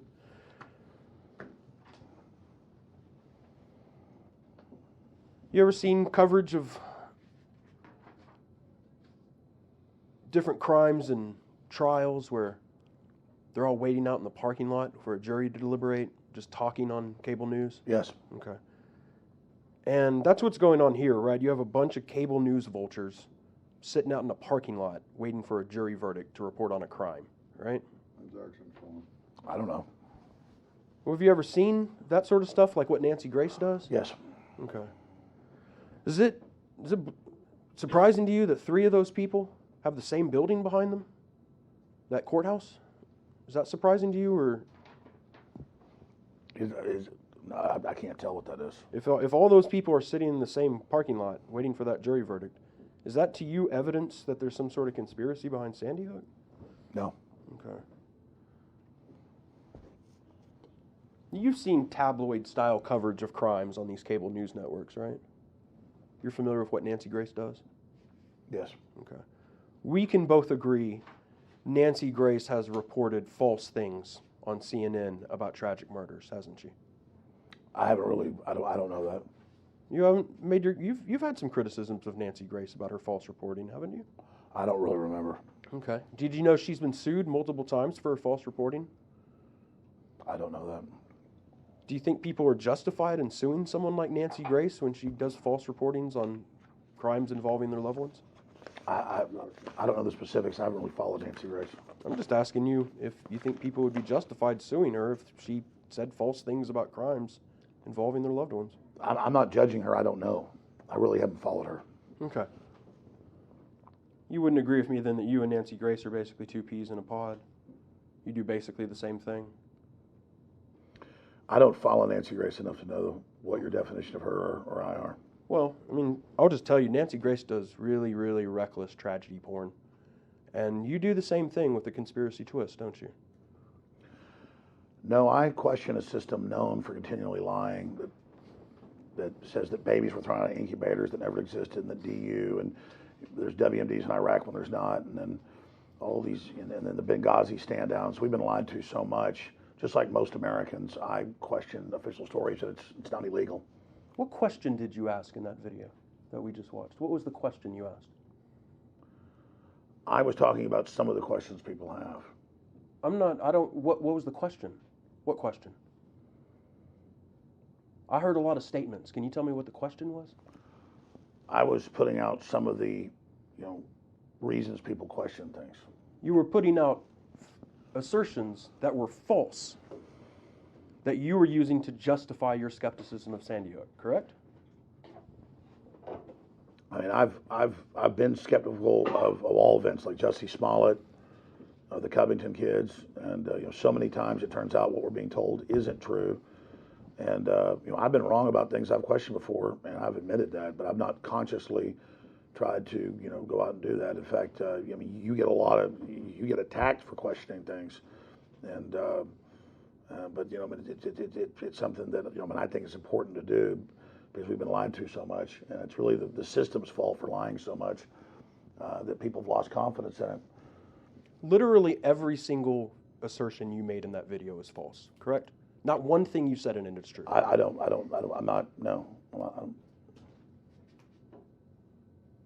I'm not understanding your answer. Are you claiming there are things you said in that video that are true? I'd have to watch the video again. There's also a full video. That's only an excerpt. Well, first of all, I asked you to watch it closely because you knew I was going to ask you questions about it. And I want you to know, of all those assertions you made, which ones are true? Well, I mean, that looks like green screen to me when his face turns and the nose disappears. You work in internet video, right? Internet video. Yeah, that's part of your job. I don't know what internet video means, but You publish videos to the internet, correct? yes. Okay. You run an internet-based media company, correct? No. Okay. You've seen a lot of internet videos. Yes. You knew that wasn't blue screen. Are you really going to tell me you thought that was blue screen? That's exactly what it looks like. Okay. What efforts did you make to find out? I mean, I've seen that's the most classic thing is when, on the line. If the colors are close to each other, it'll disappear. I know you guys said it was video artifacts and stuff. Those are usually boxes and where stuff blurs out over large areas. It doesn't just do it on the nose or on the line or on the shoulders. Okay. With blue screen or chroma key, it's along the outlines. So the answer to the question is nothing. You made no actual efforts to find out if that was blue screen. You just looked at it and said, looks like blue screen. I mean, that's exactly when you should. I mean, and I'm not saying that means Anderson Cooper's involved in Sandy Hook or something. It's just saying that the CNN's famous for faking locations. Again, you made no efforts to find out. That's all I'm asking.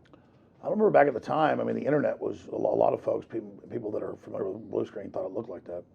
Green screen, blue screen. I did not ask you what other people on the internet were thinking at the time. I asked you, what did you do? What efforts did you make to determine if it was blue screen?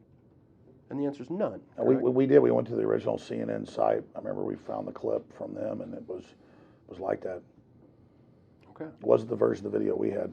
Let's talk about that Bloomberg email that comes up. This idea that there was an email sent the day before Sandy Hook saying, get ready, next 24 hours there's going to be a big event. That email, you've been asked for that email, and you say you don't have it, right? We were covering reports of the email that was sent out to the activist groups that had been in the news. Where were you covering it? What do you mean, were you covering it? We were covering the reports of them activating their anti-gun rights organization. Okay, well, see, here's the thing, Mr. Jones. At first, I thought there must be some email coincidentally sent on the day before Sandy Hook that Bloomberg or his people sent that you must be willfully misinterpreting or something like that. But the problem is nobody who's looked at this has been able to find any evidence that such an email has ever existed. And I want to know if you can explain that. Well, I'm just not taking your assertion that that's the case. Well, that's why I've asked you questions in discovery. And you haven't been able to produce that email to me, have you? Well, you guys were asking if we have an email in our emails. I was reporting on other news reports about an alert they put out to their group. All right. Could you find those reports if you needed to? Could you identify your source? Well, I mean, you can hold back a source if you want to, but I remember being online. I can try to go find that again.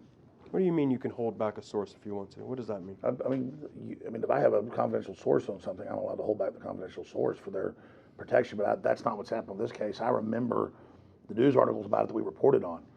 So you could find those, right? I should be able to. Okay. This bit about Robbie Parker, the whole fake crying bit, that bit. Mm-hmm. I'm curious, do you feel any shame about that, or are you totally fine with seeing video of yourself do that? I don't think I did it quite the way you did, but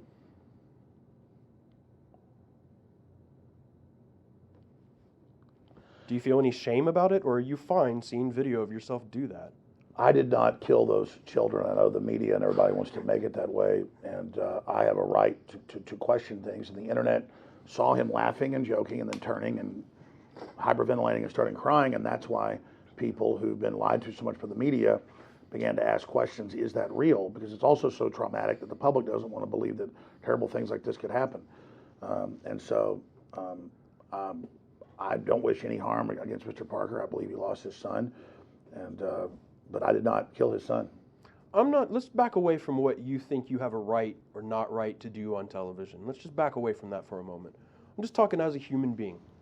Does seeing you do that on video, does that make you feel ashamed? I mean, that's what he did on video. So that's what happened. So the answer's no. I've been asked a lot about that. The internet, by the time I saw that video of Mr. Parker, it had millions of views. I didn't kill his son, and I didn't laugh like he did. And I understand when people are going through grief, they do inappropriate things, and you know, later I understood that, and I've said that. Okay. In April of the following year, so just a couple months later after this video, do you remember there being media coverage about how Trump hadn't responded to that letter asking him to disavow you? I do remember the letter now by parents. I didn't remember the specific name of the lady. Okay. And you remember a few months later, some of those outlets like Daily Beast and Guardian and all of those were waving their hands in the air saying, Trump hasn't responded to the letter and won't disavow Alex Jones. Do you remember that? I do remember that. Okay. And do you remember just a couple days after that, you did a video that you published called Sandy Hook Vampires Exposed? Do you Yes. remember that? Okay. And that was in April of 2017, right? Yes. Okay. And that's another video where you kept repeating the things Halbig was saying, right? That's a video where I called the media and the lawyers that live off Sandy Hook vampires. Did you repeat the things Halbig was saying? I don't remember the specifics of the whole video. Okay, let's watch it. I'd like to offer now Exhibit 6C. This is entitled Sandy Hook Vampires Exposed. It was published on April 22nd, 2017. Can you play us that clip?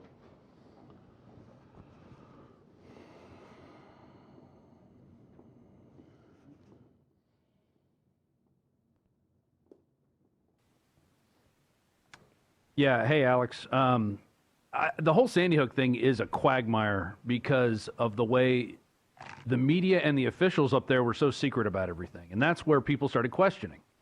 That's the big thing. They were saying anybody who says anything on the internet gets caught with it, we're going to go after them. They come out, first day, they have the wrong name of the supposed shooter. They have his older brother. And they have guns that they're calling out. Then they're pulling guns out of cars. They're finding people in the backwoods that are dressed up in SWAT gear. And that's on helicopter footage, and they say it never existed, and then they later admit it does. And then the school was closed till that year, and then the videos, it's all rotting and falling apart, and nobody's even in it. And the kids are going in circles in and out of the buildings with their hands up, and then they never called rescue choppers. I mean, exactly. Yeah, there's a lot of weirdness. There's some supposed dash camera footage where the people are smiling and getting their lunches ready, the police officers. You think you're going to have smiling police officers at a time when people, they're supposedly bringing out 20 dead kids, and they're smiling and getting their lunches ready on top of a police car. And they had porta potties being delivered an hour after it happened for the big media event. Yeah. Yeah, I'm amazed that, and then, we've never seen, there's never been any even blurred photos of any bodies or anything. We've seen every other incident when there's dead. They sure showed us the nerve gas kids in Syria, didn't they? Yeah. Oh, yeah. Well, we didn't even get blurred images with the dead kids in Syria. We got crisp photos. We got video. UN photos being held up. Oh. Okay. I want to ask you about the things that you and Mr. Deuce said in that video. And we can agree there was a list of factual claims made in that video, correct? No, I was giving my opinion. When you say porta potties were delivered an hour after it happened, that's not a factual assertion to you? I believe they were delivered soon thereafter. That's not what I'm asking you, Mr. Jones. I'm asking, is that a factual assertion? I think it's my opinion. Okay. So if you have an opinion, I think a certain person is pretty. To you, that's the same kind of statement as there were porta potties there an hour and a half later. Those are both opinions. Can you play it again? Oh, I don't think we need to play it again, Mr. Jones, just to burn the time. I'm just asking you if I'm not trying to burn the time. I'm just like, this is... Saying the porta potty, being there an hour after Sandy Hook, that's they do admit the chemical attacks were fake. That's been confirmed now. Okay, Mr. Jones. Let's start with each one. Let's go through each one of them. You started the video talking about the wrong name was being given. Mr. Dew said that they gave the wrong name of the shooter. You remember that? That's what he said, yeah. Right. So Lanza had his older brother's ID on him. Why does that support a conspiracy with Sandy Hook? Why is that weird? I think Rob was explaining why people had questions. There was a lot of anomalies. That's what I'm asking. Why is it weird? Why does that make you question Sandy Hook? That Adam Lanza had his brother's ID on him. Well, that was Rob Dew saying that. Okay. Why is that? You're sitting there agreeing with it, right? Why are y'all questioning it? We were pointing out why people questioned it. Okay. When they said, Rob said they're pulling guns out of cars. Lanza had a shotgun in his trunk. Why does that support a question about whether Sandy Hook happened? Because they'd also said, if memory serves, it was a long time ago, like they said the AR-15 was in the car too. So how was that inside if it was inside the Bushmaster? Okay. And you understand the AR-15 was not in the car? Like I said, this is almost 7 years ago. Okay. Actually, this wasn't 7 years ago, Mr. Jones. This is April 2017. No, I know. I'm just saying, going back to the time, it all gets, you know. Okay. You don't use the teleprompter on your show? No.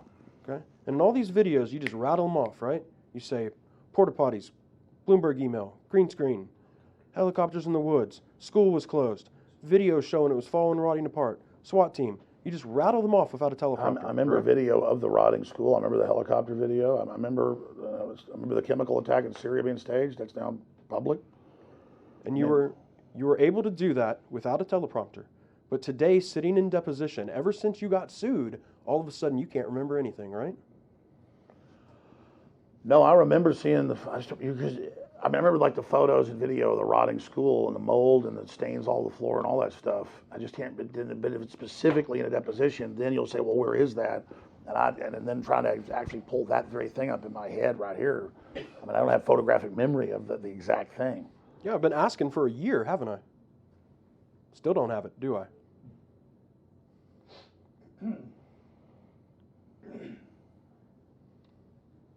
Correct? I just want to be able to answer all this just exactly right, and that's why I can't answer a lot of it, because I want to be accurate as much as possible. Okay. When it says in that video the school was closed until that year, that's false. That's not true. You're wrong. That was a false statement. Objection form. I don't understand. How am I supposed to answer that? I'm trying to tell you right now, are you going to make this claim in this deposition that Sandy Hook was a closed school, that it wasn't really open? I was going off the reports. It certainly was a horrible dump. Shouldn't have been opened. I know that. It didn't look like an open school. Mr. Jones, you know that's not my question. You're just wasting time.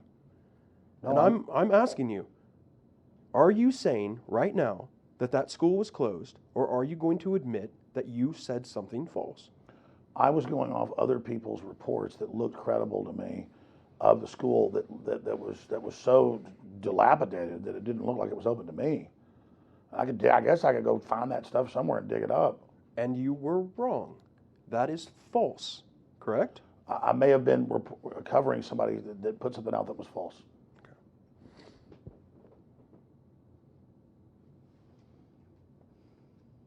Same deal with kids going around in circles with their hands up around the school. That is false. That is not the truth. I'd have to review it again.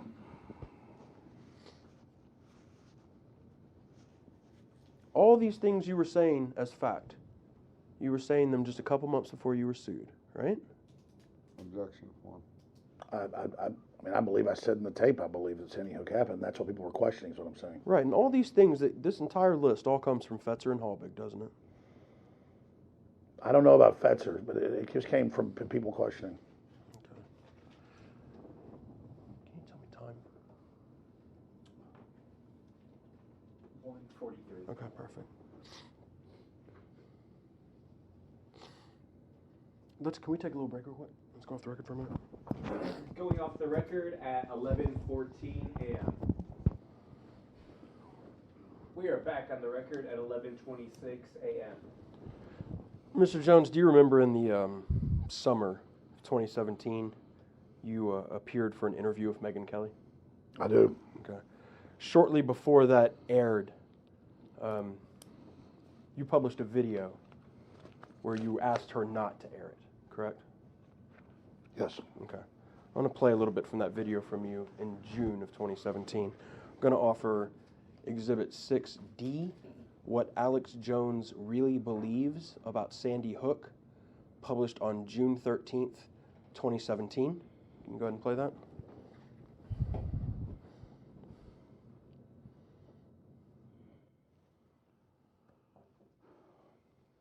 But again, I want to encourage people to read the Zero Hedge article that breaks it all down, because they absolutely are on target with this report where they ask the questions that the media seems so scared that I might even actually talk about if the Megyn Kelly interview aired. Why does the Sandy Hook Elementary School website have 0 traffic for 4 years before the event and show it was closed? Why were there several reports of other shooters dressed in camouflage in the woods that fled, of whom the police allegedly detained? Why were porta potties, sandwiches, and fruit drinks and chips brought up and set up for the crime scene in just an hour or so? Sandy Hook, and it just goes on and on. An FBI crime stat which shows no murders occurred in Newtown in 2012. Why didn't they let paramedics and EMTs into the building? 27 children were declared dead in 8 minutes. Why was Adam Lanza's home burned to the ground by the bank? Why have they declared all the records totally secret? These are questions the public has. They're the ones asking it. They're the ones demanding it. I've said I believe children did die there, but PR firms were involved, admittedly, hyping it up as much as possible, but there's been a cover-up, and Anderson Cooper got caught faking where his location was with blue screen. I mean, it's all there. We don't know what happened. I believe kids died, but the same media that's faking a bunch of other stuff and faking war propaganda is saying that I have said things that I never said that have been taken out of context and now won't report when I'm saying don't air the interview on Father's Day to hurt fathers and demonize men, and that you edited me out of context and that I don't want it aired. Why won't they actually report on what I'm saying? I'm Alex Jones. This is the Info War. Coming up, Owen Schroyer in studio for the next 30 minutes. Then I'll be back in studio coming up live. Please spread the word because the truth lives at Infowars.com.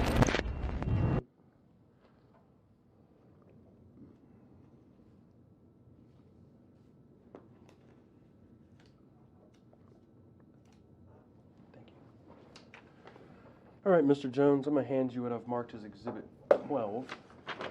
There's a screenshot from the video we just watched. And I want to talk to you about these little bullet point list here that was shown during the video that you talked about. The first one talking about Sandy Hook School website having 0 traffic for 4 years. We've talked about that already, correct? That's something we've talked about. This is Zero Hedge. This is a different. So when it says among his questions, who does his refer to, Mr. Jones? How about me? Right. These are your questions, right? Correct? They're questions. No, as I said there's the questions the internet's bringing forward. In other words, these are things you said on your show, and then Zero Hedge reported on that you said them, and then now you're reporting on it again, correct?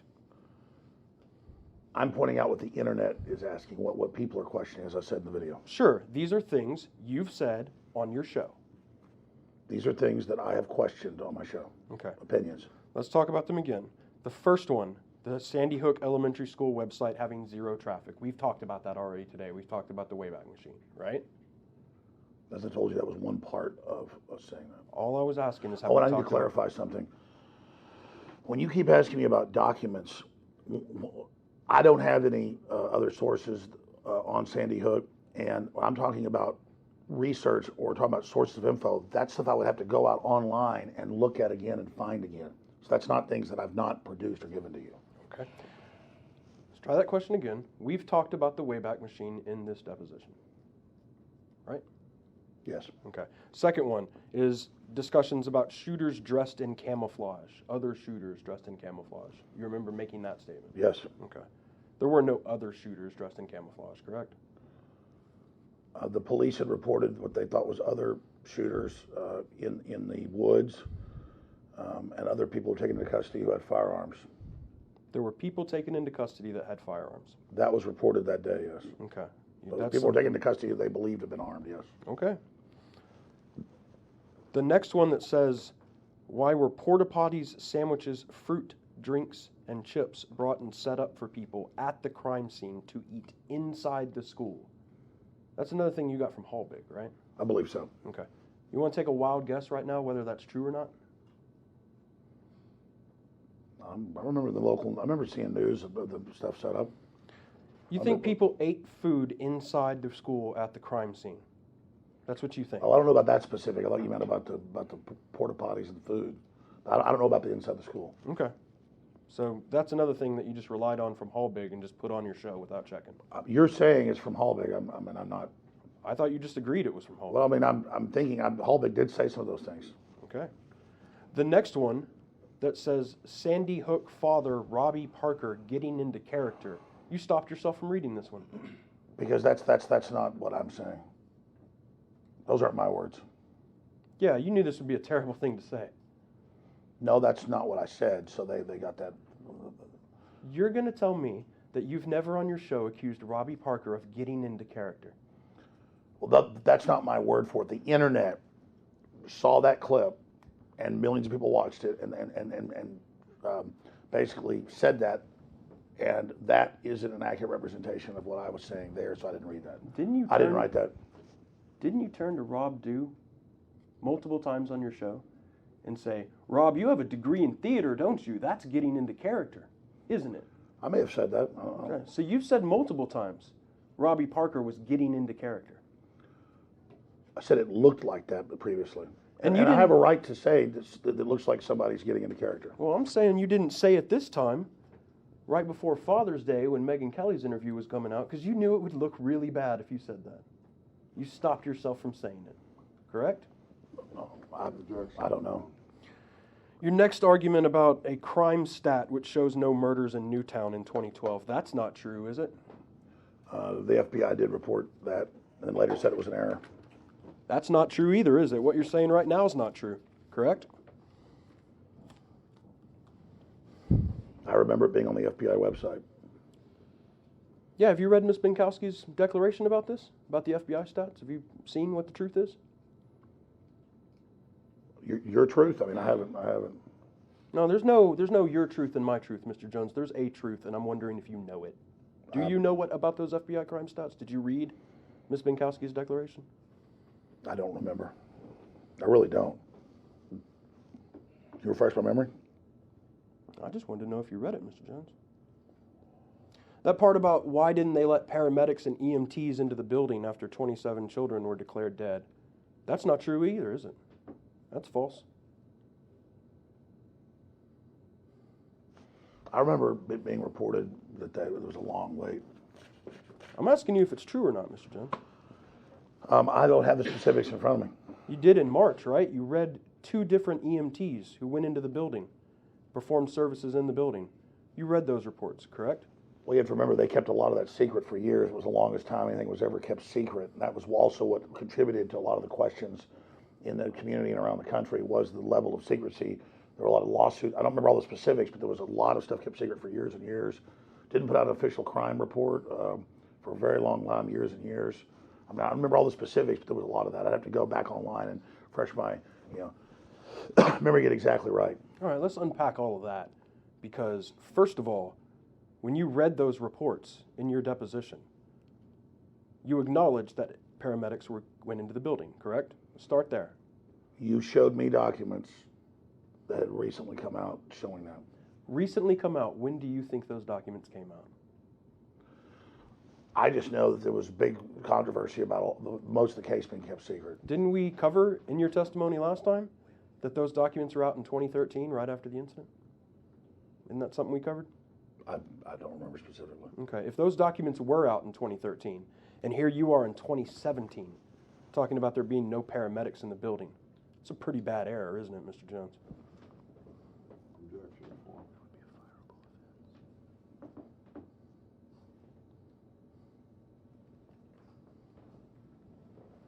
I mean, if that is the case, the New York Times knowingly lied about WMDs in Iraq and killed millions after the sanctions. I would never do that on purpose. Absolutely. New York Times messed up bad. Some people needed to get fired, didn't they? No, a lot of people in the New York Times get promoted for lying. Yeah, that's bad, isn't it? Yeah, it's bad that Carlos Slim, the big, corrupt kingpin, pumped all that money into him. Look, we can agree. Mainstream media messes up all the time, and they do it pretty badly. Right? ABC put out fake footage from Knob Creek and said it was the Kurds being blown up. I would never do that. I wouldn't put out fake video of something. So you guys, that's all. The whole thing is just about that, about finding alternative media and trying to make it the bad guy instead of the corporate media and the establishment. Wait, when you say you guys, you think I'm connected with mainstream media? You think I wouldn't sue mainstream media at the drop of a hat? Is that what you think? All I know is that you basically live and breathe Sandy Hook, and it was something I barely covered that I got sucked into, and I read the articles and see the things where people are constantly saying that I won't stop talking about Sandy Hook and that I want to hurt people in Sandy Hook, and that is not the case. And I've been tired of Sandy Hook since it happened. I think it's terrible. I keep hearing you say you don't want to be known as Sandy Hook man, and you barely covered Sandy Hook. But it's true that you produced to me 54 videos of you discussing Sandy Hook, and that's not even all of them, correct? I don't know. I believe I tried to give everything I could. Again, it's a tar baby, and I've been stuck back into it, and I don't want to be involved with Sandy Hook. I don't care what you want to be involved with, Mr. Jones. I care if you can answer the question. You have covered Sandy Hook in at least 54 videos and hundreds of pages of articles, correct? I mean, I think that's what's in the filing, yeah. And there's actually more than that. You didn't give us everything, so there's more than that, right? Do you think that that's barely covering Sandy Hook? I think we did find some more videos last night we produced to you. Absolutely, that's what I'm saying. So we've done our best to give you everything that's there. It just keeps coming, doesn't it? It just keeps coming, correct? We did find the footage of the people in the woods, yeah. Okay, so you would admit with me, you didn't barely cover Sandy Hook. You covered it over and over and over and over. Well, especially since we've been drug into it, I've had to respond to it.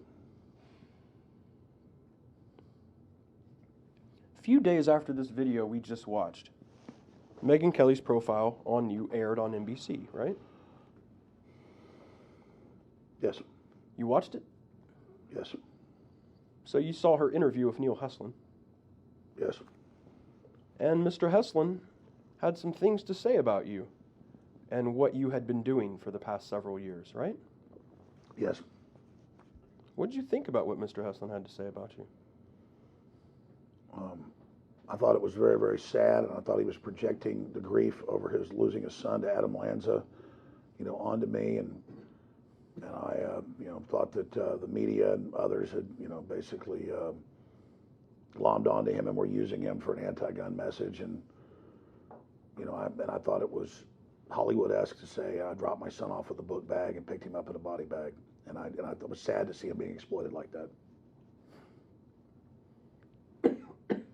Mr. Heslin directly asked you in that video to stop saying false things about Sandy Hook, right? I believe so. Yeah, he wanted you to stop. You didn't stop, though, did you? Well, Megyn Kelly edited that video. I said I believe Sandy Hook happened in the video. She kept trying to, she's a lawyer, bringing up, well, what are the anomalies to me? Just so they could then edit it to make, and everybody saw the jump cuts. And I was actually saying that I believe it happened. Yeah, I know you believe children died. I understand that. Yeah, so that, but then it got edited into something completely different. Exactly what I'm talking about. But you don't believe the official story of Sandy Hook. We've already covered that. No, I do believe. I think there might have been another shooter, and I mean that's my right to think that, and I legitimately really believe the things I said. Okay. During that interview, Mr. Heslin said, "I buried my son. I held my son with a bullet hole through his head." You remember him saying that? Mm-hmm. Okay. Now, you'll agree with me that a week later, InfoWars publishes a video that says he's lying about that. Objection form. No, that's not what we said. Said it was impossible, right? No, we said that the coroner has to be lying because he said none of the parents were able to be with their children. I mean, that's just not true, Mr. Jones. You said that Mr. Schroyer got on that video, said Mr. Heslin was not misspeaking, and that what he said was impossible. That's what he said, right? That's not what I remember. Do you have the clip? No, we can play that with Mr. Schroyer. I'm wondering what you know about it. And in that video, are you denying that InfoWars called Mr. Heslin a liar? No, I don't remember that. Okay. I believe if I remember from memory though, is that we were saying that the coroner's saying that didn't happen. So I believe what Owen said is somebody's not telling the truth, and I said, I remember on the video I said I think it's the coroner. I'm going from memory though, so I don't want to. Okay, yeah, because that didn't actually happen. What I want to ask you about is what you did 2 weeks later. You rebroadcast it, didn't you? Rebroadcast what? Mr. Schroyer's report. Well, let's back up. Mr. Schroyer's initial video segment about Mr. Heslin, you weren't on that video, right? I'm going from memory, but I think so. It's just Mr. Schroyer doing his show at that time. You weren't featured in the video. correct? I don't remember. Okay, well, 2 weeks later, you did play it again, right? Do you remember that? The video of Owen or the video of Megyn Kelly? Video of Owen.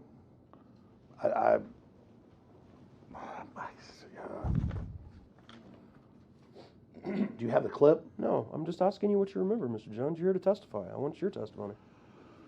You know, this all just blurs together. I remember what he said.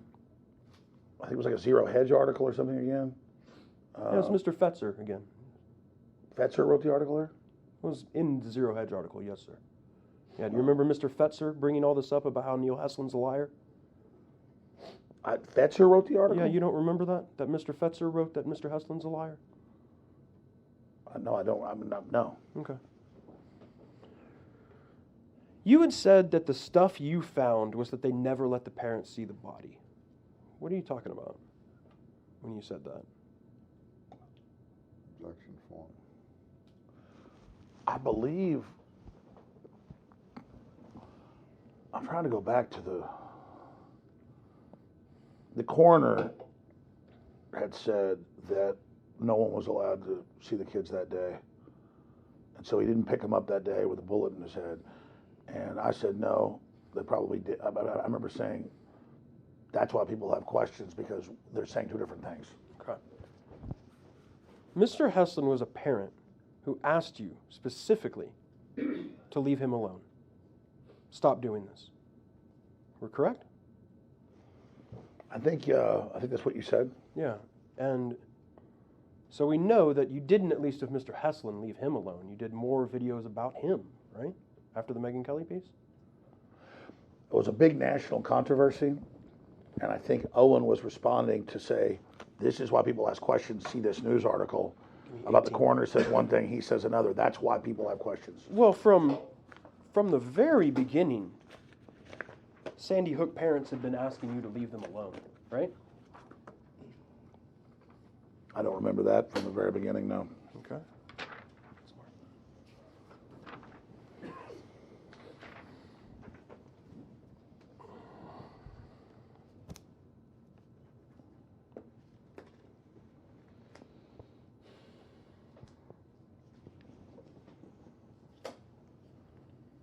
I'm going to show you Exhibit 13.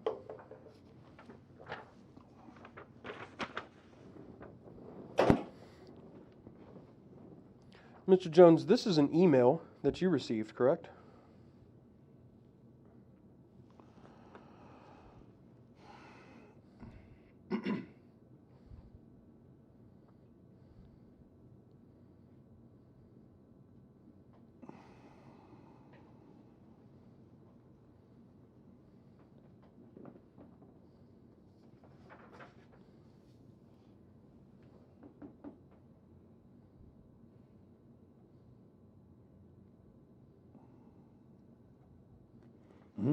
Okay.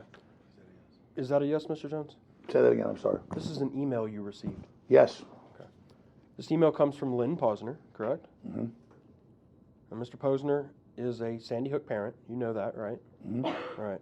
He says to you in an email on January 29th, 2013, over 6 years ago, he says, Alex, I am very disappointed to see how many people are directing more anger at families that lost their children in Newtown, accusing us of being actors. Haven't we had our share of pain and suffering? All these accusations of government involvement, false flag terror, New World Order, etc. I used to enjoy listening to your shows prior to 12-14-12. Now I feel that your type of show has created these hateful people, and they need to be reeled in. Lenny Posner. That's what he wrote to you, right? Yes. Okay. And then you and Mr. Watson together composed a response, correct? I don't remember that. Okay. You don't remember saying that you and Mr. Watson did this together?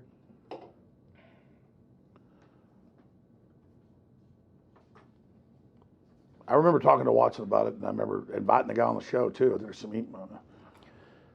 In the response email, you and Mr. Watson write back to Mr. Posner and say, Sir, we have not promoted the quote-unquote actors thing. In fact, we have actively distanced ourselves from it. All right? Objection form. Did I read that wrong, Wade? No, you said that he and Mr. Watson wrote back. Got you. Okay. So let's do this again because you're unsure whether you had any role in writing this email, right? I don't think I had a role in writing this. I remember I was talking through somebody else got emails too. I can't remember. Okay. Mr. Watson writes back, "Sir, we have not promoted the quote-unquote actors thing. In fact, we have actively distanced ourselves from it." Over the next 6 years, that's not true, is it? You didn't distance yourself from the actors thing. You actively embraced the actors thing. I think that's Paul saying this, and no, I didn't get into the actor stuff. People brought it up, and I said that's why people had questions. You produced a video to me entitled "Crisis Actors Used at Sandy Hook," and it has an exclamation point, not a question mark. With that video, you'll admit to me you endorsed this crisis actors thing, didn't you? A lot of the videos that we gave you were videos that we were in, but that we did not produce. I'd have to see the specifics. Okay, so if InfoWars produced a video and uploaded it to YouTube, and it was titled "Crisis Actors Used at Sandy Hook," that would contradict what what Mr. Watson is saying. Yes, I need to see that, but yeah. Okay. And we can agree that by this time, 2013, 6 years ago, InfoWars knew parents were getting harassed by people who were believing what you were saying about Sandy Hook. I remember Watson, because we were all debating it, saying he thought it happened. So Make sure I get a clean answer here. You knew InfoWars had knowledge in 2013 that parents are being harassed. No, I did not know that. Remember in your last deposition, we watched a video of Mr. Watson saying exactly that in 2013? Do you remember that? Was it 2013? When we watched a video in March of Mr. Watson saying in 2013, parents are being harassed. Do you remember that? I remember a video. I don't remember it was from them. I think it's fair to say that in terms of trying to count on what happened or what the truth is and relying on your memory's not very good. Would you agree with me with that? You played a lot of videos and a lot of short and a lot of edited ones, so it was a blur. Yeah, and you took that video and you ended up playing it on your show, right? And you had a lot to say about it. Right? Which video? The video of you giving a deposition in March of this year. I don't think I heard the whole video. Okay. There were times when Sandy Hook parents had been successful in getting YouTube to remove videos about their children, correct? I believe so. You didn't like that, correct?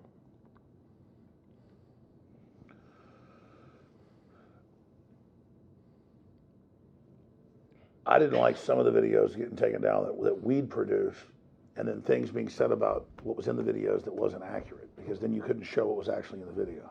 Well, you didn't like this foundation Mr. Posner was running. You didn't like that, correct? I don't remember the specifics of that. You said on your show you didn't like it, right? What did I specifically say? You called them bullies. Didn't you remember that? I don't remember that specifically. You said you were going to fight back. You remember that? Well, I remember, I don't know if it was those guys, but some of them like saying I said nobody died in Parkland in Florida, and saying Jones is saying no one died again, and then getting me to a platform that we were able to show the videos on our own platform, and YouTube put us back up and took the strikes off because I didn't say nobody died at Parkland. You said the Sandy Hook parents were stirring up a hornet's nest, right, by coming after you?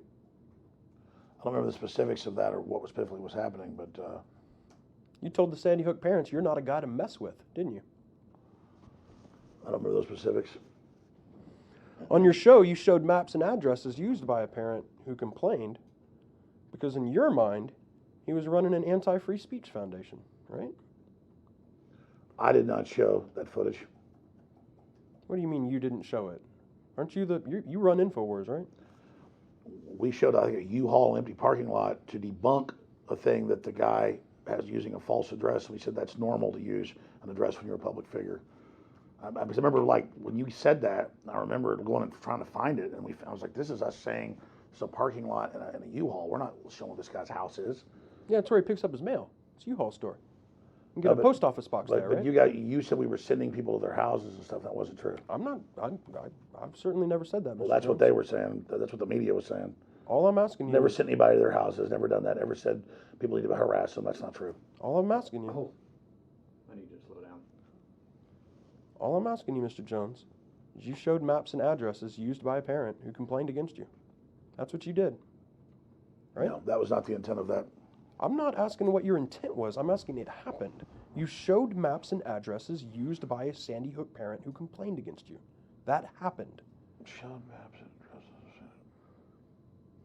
No, we showed where his foundation was supposedly set, because people were saying it was fake, and we said that's not proof of something's fake. Okay. I want to show you a video of you and a Sandy Hook denier talking about YouTube complaints about videos involving Sandy Hook children. We're going to offer right now video Exhibit 6E. This video does not have a title known to us because you didn't upload it to YouTube and it doesn't exist online. But its date is February 12th, 2015. We have titled it for the purposes of this deposition, InfoWars video relating to honor copyright claim. Can you play that video? And that is video 6E.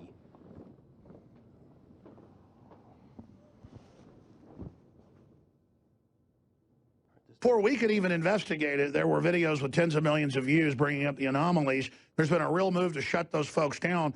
What do you think of us being censored? What's been happening to you? I can tell you lots about Lenny. This man is something that you've never seen before. He's got a group of trolls, and if you don't mind, I'll just go ahead and call them out. These people would be keeping. Well, listen, hold on. I don't want to give these people any attention. I'm going to have to get with lawyers on this and deal with this. But I understand that, I mean, if they're trying to shut us down when we're just investigating it and looking at all sides, it must be horrible for folks out there that vehemently think this is staged. So just specifically, what have you gone through? I can't even put up a video showing that he has put up a copyright strike against me without him copywriting striking that. They had taken my information and they gave it to one of his trolls in his network, and they went and they looked up all my information and put up a whole blog post about me and my daughter. Is what this troll network has done. These people are vile. And Lanny, if you're listening, your day is coming, my friend. It is coming. Wow. I mean, this sounds like a war's going on. I think they made a major mistake involving us because we were basically showing both sides and getting criticized by both groups for it. Oh, I totally agree. They don't know what they bit off. Go after them, Alex. Crush them. Well, I mean, I just wanted to leave the First Amendment alone. But, I mean, it does show that how would they claim it's a Fox News copyright violation? There's no Fox News on there. It's a news article. I mean, how do you do that? It's just, it's amazing. They have two different email addresses they used. I noticed you said that for this claim they used the honor@gmail. The other one that they use, I won't say it, but I'll tell you off air if you want to know what that one is off air. Well, I'm not somebody to mess with, and I understand that they can, use children and whatever, and then, say the First Amendment's bad. But, I mean, I got to defend the First Amendment, and it's just wild to get into this subject. We got all this stuff happening worldwide, all these moves against the First Amendment going on. It's pretty hardcore. So we're going to have our news director in here with our news anchor to talk about this because they're trying to shut us down. Considering how the past year has gone, you still think it was a major mistake for these families to involve you? I don't have any opinion on that. Okay. Right after this video is when you sent Dan Badandi to Newtown to start doing some reporting, correct? I don't know. I don't know. Okay. Because according to you, you didn't know anything about Dan Badandi going to Newtown.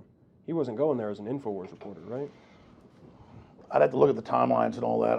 I told you that I didn't like the job he was doing and told him to stop doing it in our name. Okay. Can you tell me how much time we have left? Okay. I would like to show you a video that we're offering as Exhibit 6F.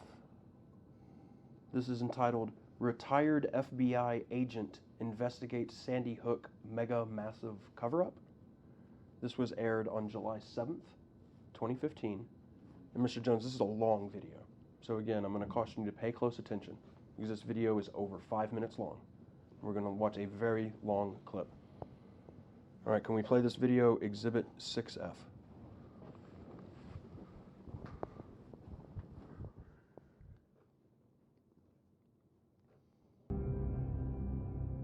We have been warned.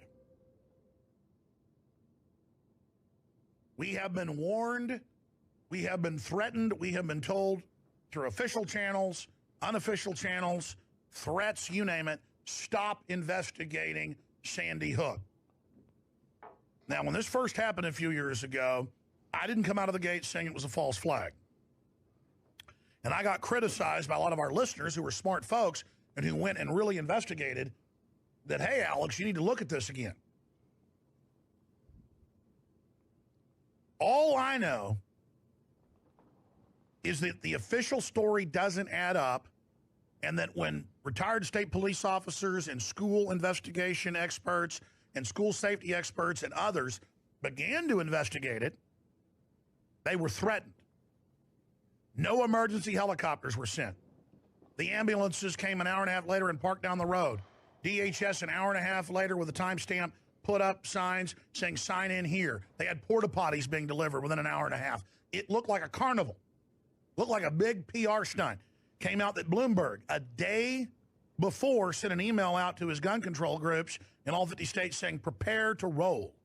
We're a major operation coming up. That came out in the news.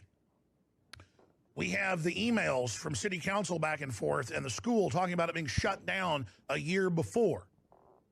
We have the school then being demolished and the records being sealed.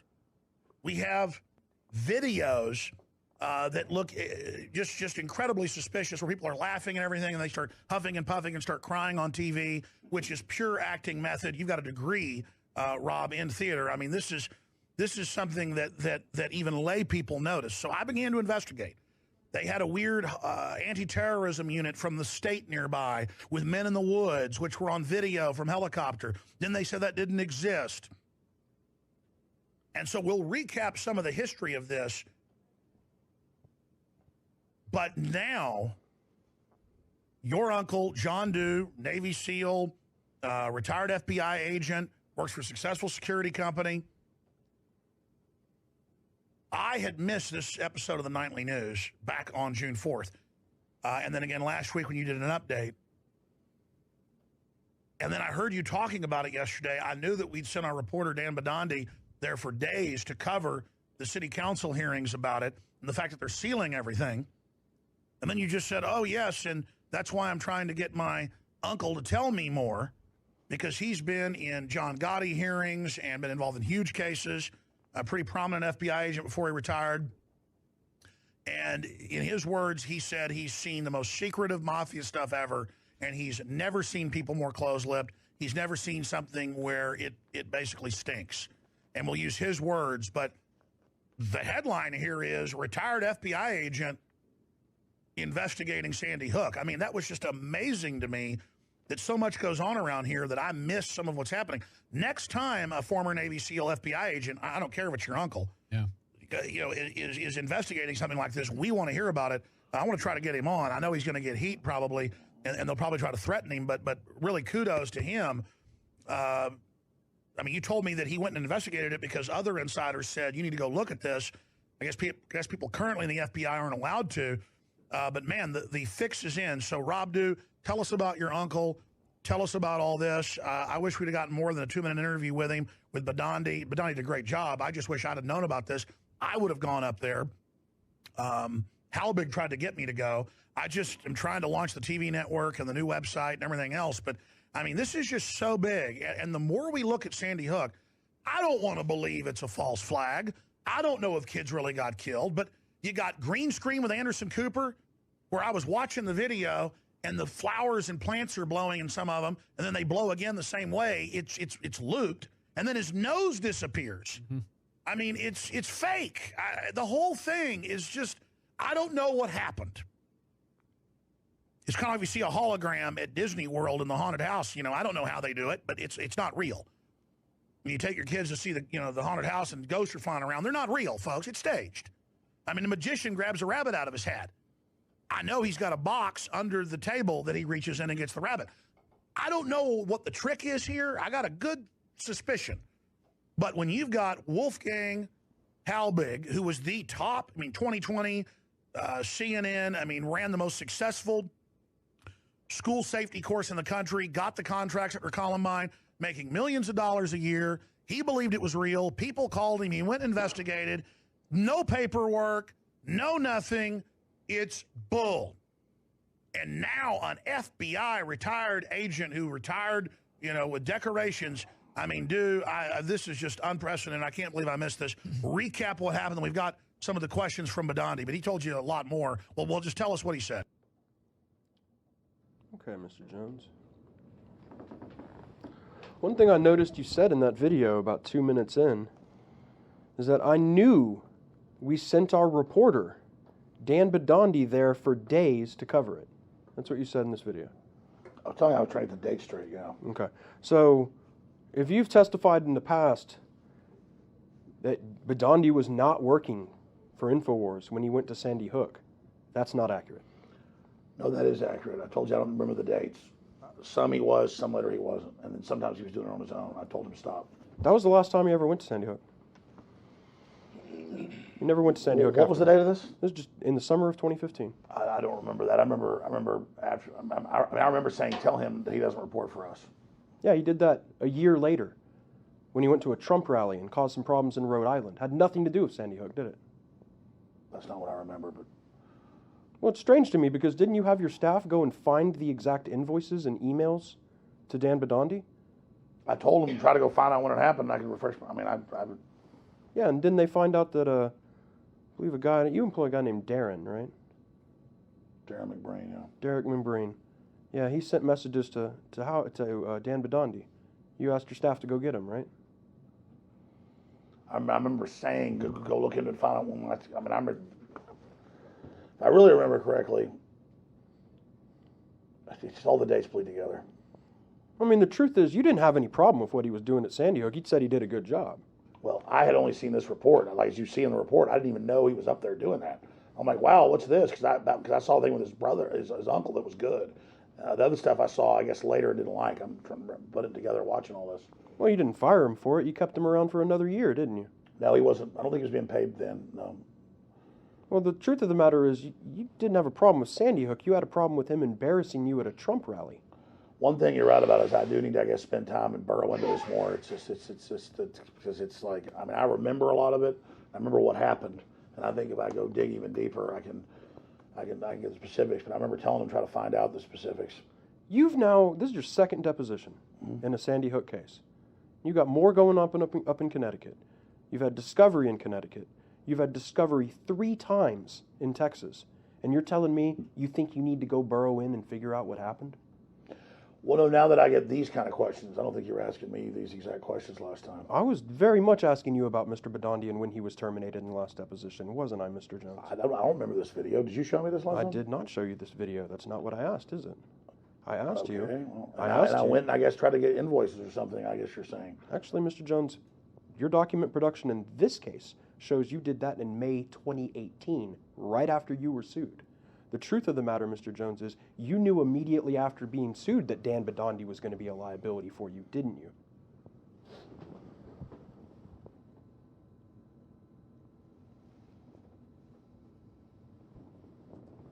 No. When you say at the beginning of this video, retired state police officers have been threatened, who are you talking about? I forget. Halbig was one of them, and there was another state police guy that went up there. When you say... Will we take a quick break? I have to drink so much water. Yeah, we can take a break, Mr. Jones. Thanks. Going off the record at 12:06 p.m. We are back on the record at 12:15 p.m. Mr. Jones, before we break, I asked you about your statement about what state police officers were threatened, and you told me Mr. Howbig and maybe somebody else. Correct? Mm-hmm. Okay. Then you said that school investigation experts were threatened. Who was that? It wasn't just Halbeck. I remember there was some other groups and people asking questions and some other professors other than Fetzer, because I wasn't really going off what Fetzer said. Okay. And then you said that in addition to those two groups, that some school safety experts had been threatened. Who was that? They was talking about Halbeck. Right. I mean, all of these are talking about Halbeck, right? No. Okay. You said in that video ambulances came an hour and a half later. That's not true, right? I don't have the timeline in front of me. Are you going to claim in this lawsuit that those ambulances came an hour and a half later? I'm going to have to check that. Well, I asked you to check it. Did you? I asked you in discovery to check it. Did you? I'm going from memory. I believe there's some conflicting reports. I'm not asking what your memory was. I'm asking if you checked it. I think I did check it. I don't... What were the results of you checking it? I don't have that in front of me. And whatever it was, you didn't give it to me either, right? In discovery?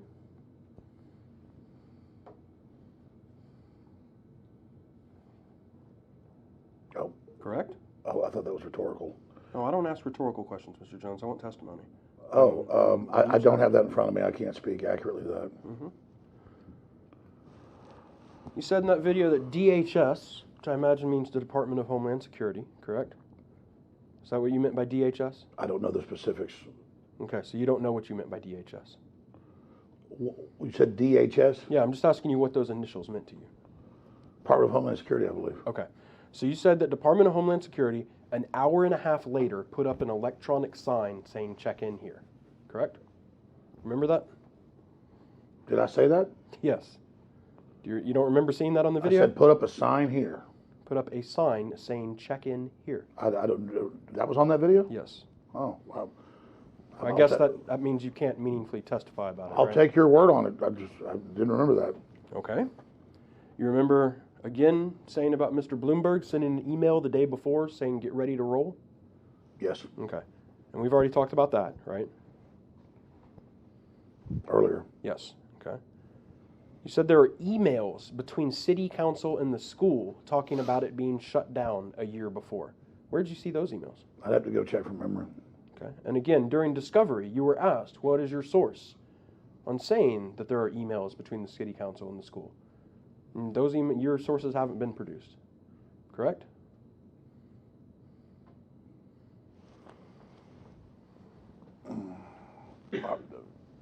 I mean, do you have the discovery? Yeah, I do, but I'm kind of curious that you signed it like days ago and you don't know what's in it.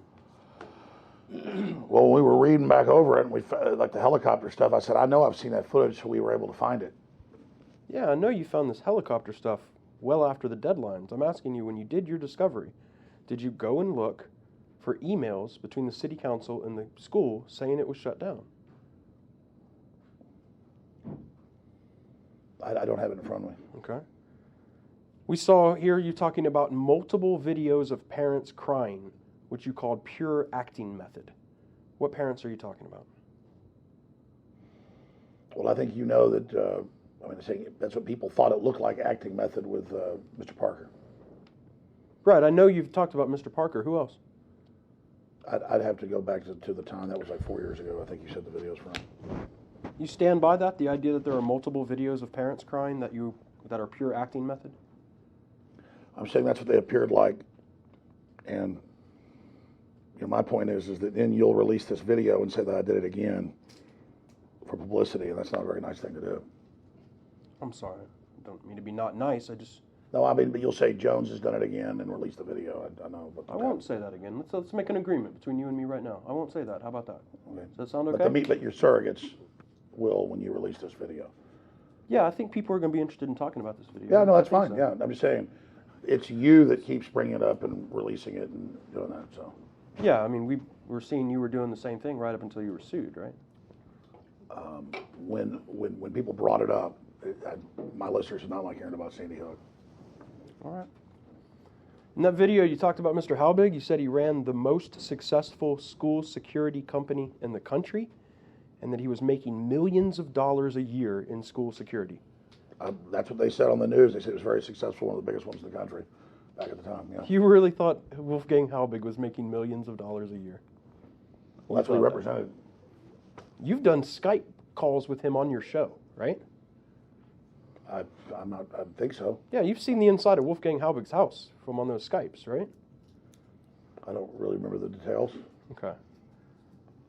In other words, if you wanted to try to figure out for yourself, just off a basic knowing about who Mr. Halbig is, what his living conditions is, it's pretty clear he's not a multi-millionaire, isn't it? There's no way to answer. I don't remember what his house. I've never been in his house. I'm also curious, why are you so hell-bent on sort of boosting his credentials? It seems to be something you do a lot. Are you in a position where you still feel like you need to defend Mr. Halbig? Objection form. No, Halbig years ago said I was covering up Sandy Hook, like even 4 or 5 years ago, because I was saying it probably happened on air.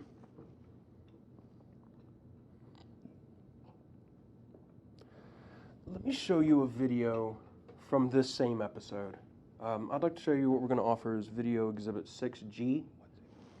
It is titled Government is Manufacturing Crises, and it was published on July 7th, 2015. Go ahead and play that video for me.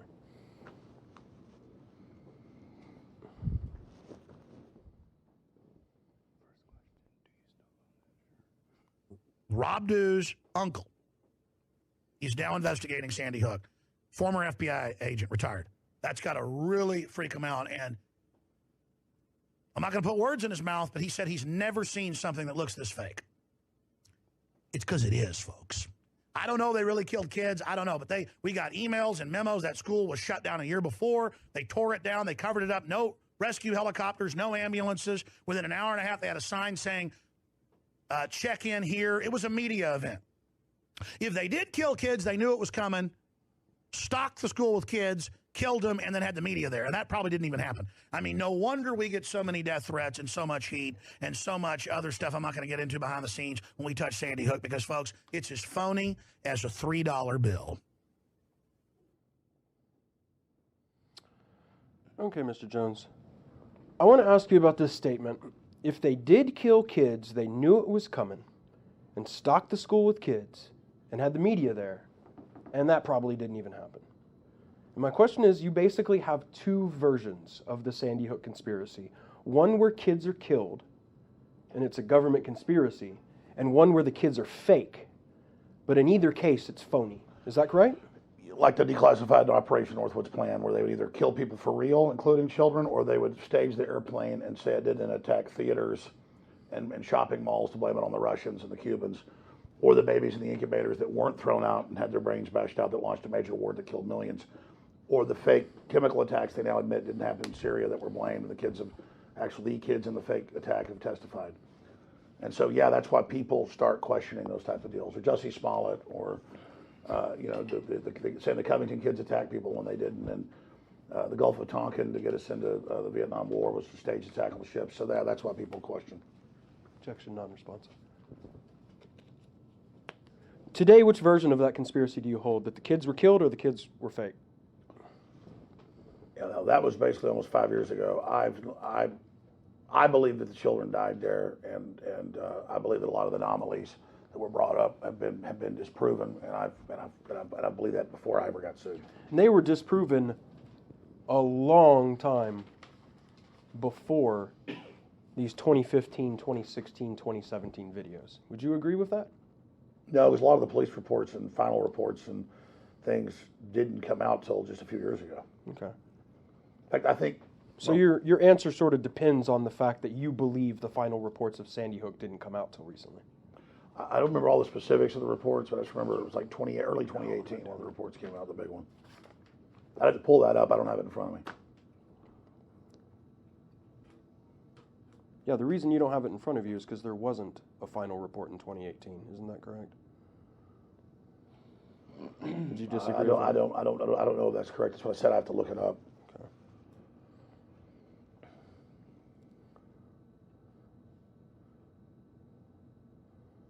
Let me show you another little video from a little bit earlier that year. We're going to offer Exhibit 6K. It's a video entitled Why We Accept Government Lies. This is January 13th, 2015. Can you play that video?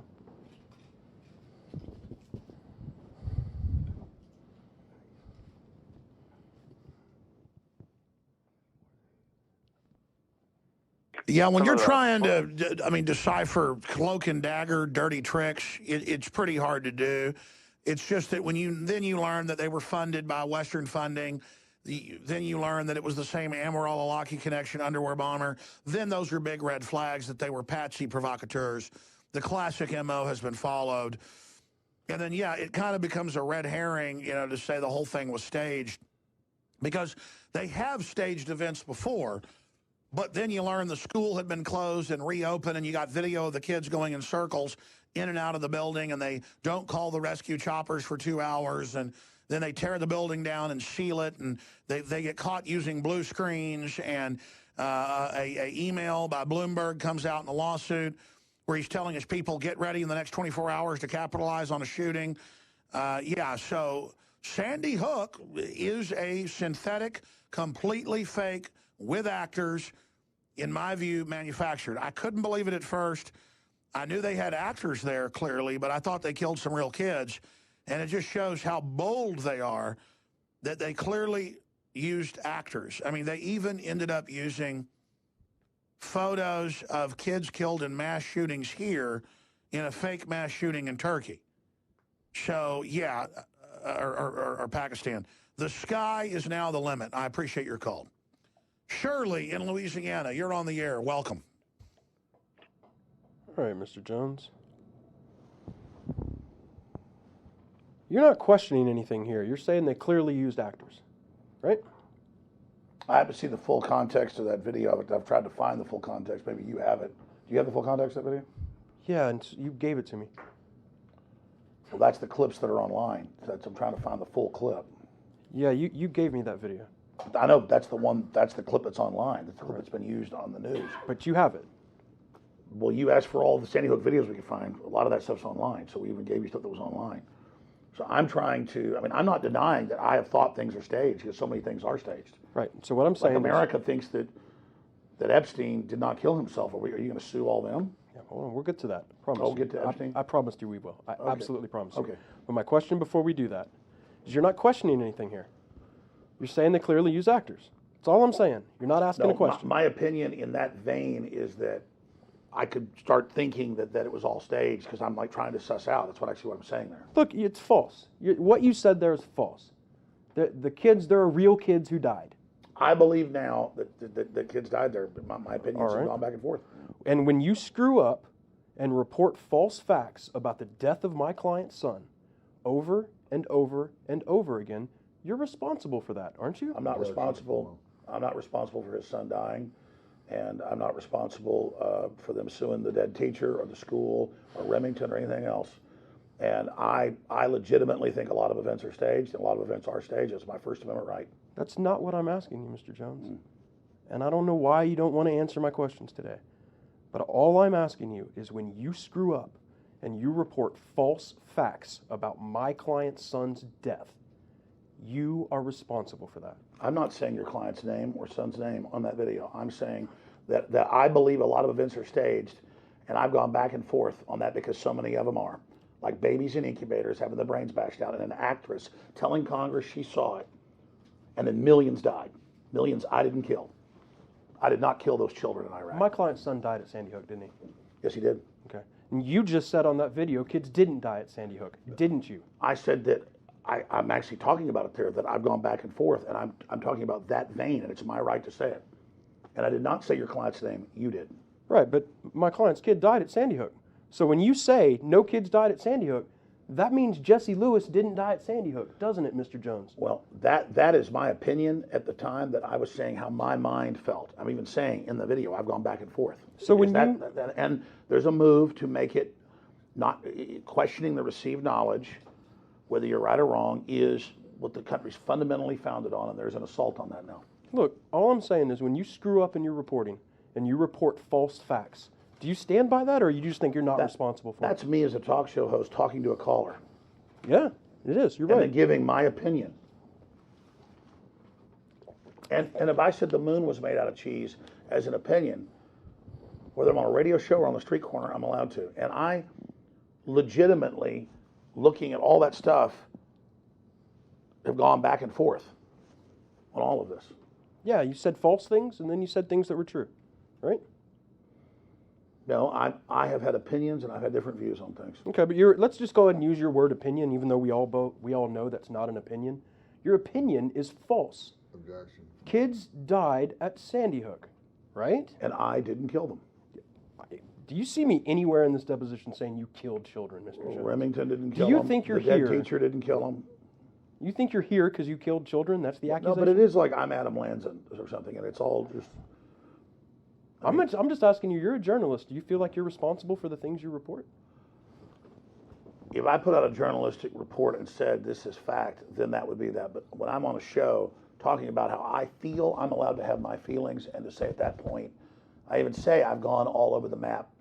I'm there talking about my emotions. This isn't journalism. Absolutely not. It's it's me talking about my feelings. And you're totally immune for any responsibility for that.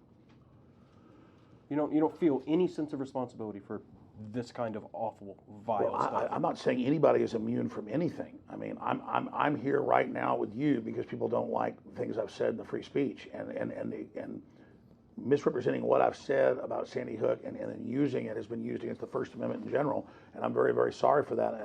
And I obviously, have gotten a larger perspective on things. Yeah. Let's talk about Epstein for a minute. Been wanting to talk about that.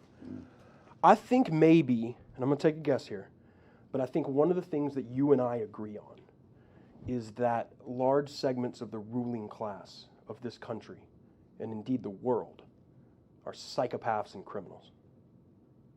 Yes, I agree with that. Okay. And in fact, because of that, when these really, really strange happenings with Epstein happened, when Epstein killed himself in his cell, allegedly, when he was supposed to be under watch by federal officials, that looks suspicious, to say the least.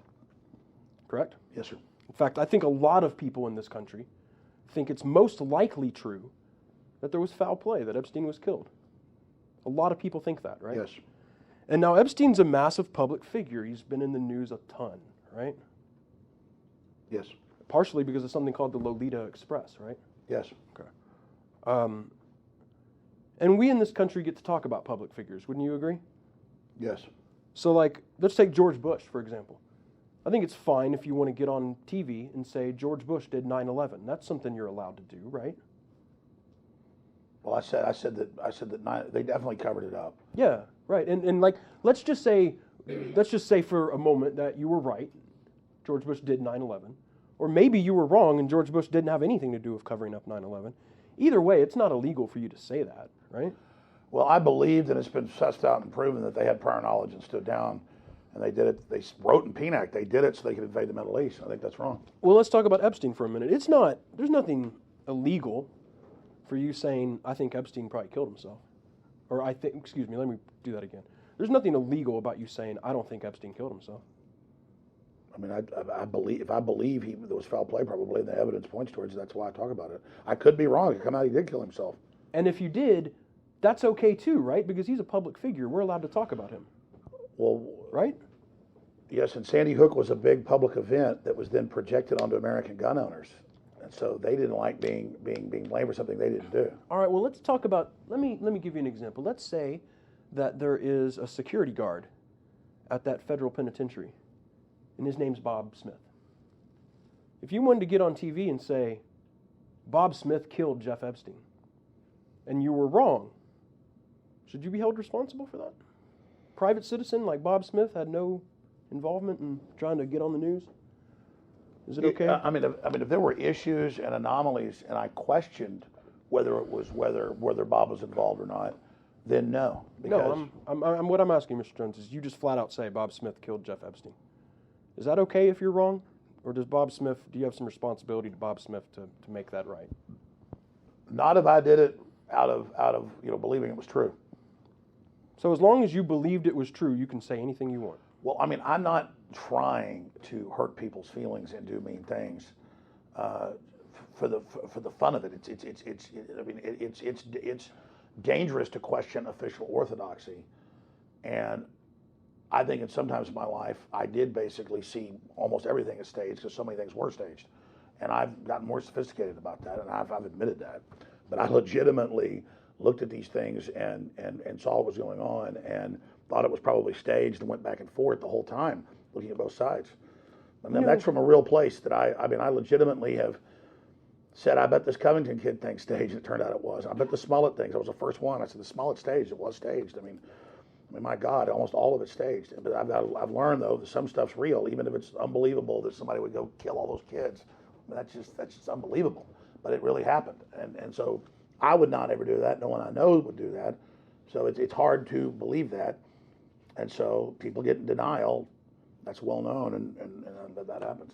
You know what question you were answering? You wanted me to elaborate. I mean, you were asking me a large question about I mean, that's a big question, and that's what the whole thing's about, and that's what it comes down to with New York Times versus Sullivan and the whole 9 yards. And I've never intentionally gone out and tried to hurt people by questioning big public events. But we need to question public events. That's what it is to be an American. And if we don't, we're in North Korea. I asked you, sir, would you be responsible to Bob Smith? And I told you that it would be the specifics. That if there was reporting and information, and there were questions about it, and Bob was the only one that could have had access, and then I questioned it, and it turned out Bob was innocent.